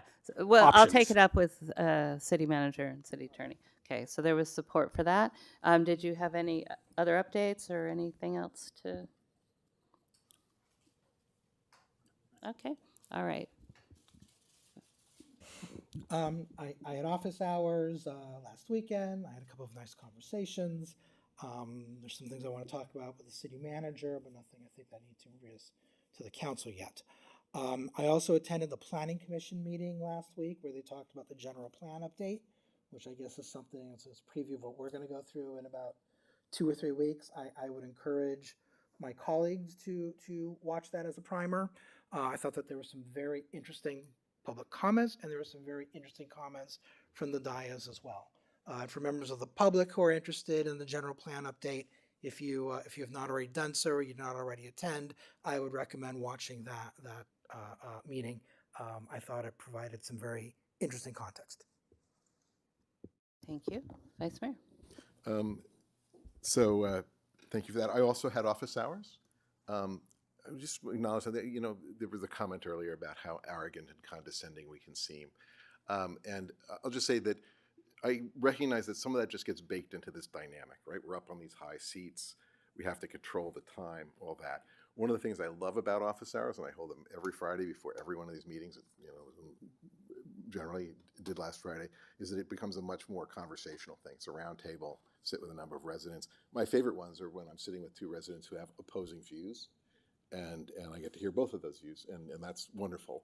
I have to keep it from being Jerry Springer show or anything like that, but generally people are well behaved, and it's really a good thing. So urge people to avail themselves of office hours for it's a much more discussion-oriented venue, and I really value it and love it. Things that have been going on, some of these we did together. We went to the Cities Association of Santa Clara Counties gathering, and also a really good discussion about disaster recovery. We had the sheriff, fire chief, all sorts of interesting people there. And they had the good sense of having it indoors because it was on that really hot Thursday, so appreciate that. Delicious food as well. We also both went to the Service Academy's appointment. We live in the 16th Congressional District, and so we were honoring the young men and women who have been appointed to the Service Academies, the Military Academy, the Naval Academy, the Air Force Academy, and the Merchant Marine. We had a Merchant Marine heading out, and that was really cool. And, you know, in a time where you got to guard against creeping cynicism, seeing these talented young people step up to go to our service academies was encouraging. I was really, it was a great day. It was really great fun to do that. I would like to propose a future agenda item, very local, but very interesting. So there is in Old Los Altos neighborhood a sequence of streets named after Civil War generals. And in fact, there's sort of a theme there. There's Lincoln Park, and then you have Sherman, and you have Sheridan, and then you have Lee. And some of the residents who live along Lee have raised the thing that they do not like living on a street named after a person who commit treason to fight to ensure that people could own other people. And they have proposed renaming it Tubman Street, which I think is a pretty interesting thing, and they brought it forth on Juneteenth, which was a pretty cool day to do it. And I would like to discuss this. Just one point of information, which is nobody's mailing address would change, which makes it logistically much Let's easier. not get into the topic. Yeah, I'm gonna try Let's it your again. proposal. Yes, you're. Okay, I'll Yes. stop. I'll stop. No, so you're proposing that. I would propose that we agendize that street name Okay. change. What? No, just No. Lee. The other two are fine. Well, they're, Yes, okay. Okay, so Lee, I'll support that. All right. Are you finished, Vice Mayor? Okay, good. In addition to what you mentioned, I attended the American Legion ceremony honoring women vets. So that was a good event. And I went to, I think Councilmember Weinberg was the first one a week ago or so at Farmers Market. I did so 2 weeks ago, because I did last Thursday. That is very much, is a real, that's what I was referring to. You get people there who are excited about looking at the possibilities and thinking about and planning and giving input about what they would like to see downtown. And some people, I view it as office hours because there were other topics not related to that. I won't go into which ones. So I will be there again this week, and I know other of my colleagues are taking turns too. So you'll find us at Farmers Market through, it's 8 weeks, so 6 more weeks, because we've got 2 weeks under our belt. So that is my report. And staff, anything? All right. So with that, we're adjourning our meeting, 9:40. All right.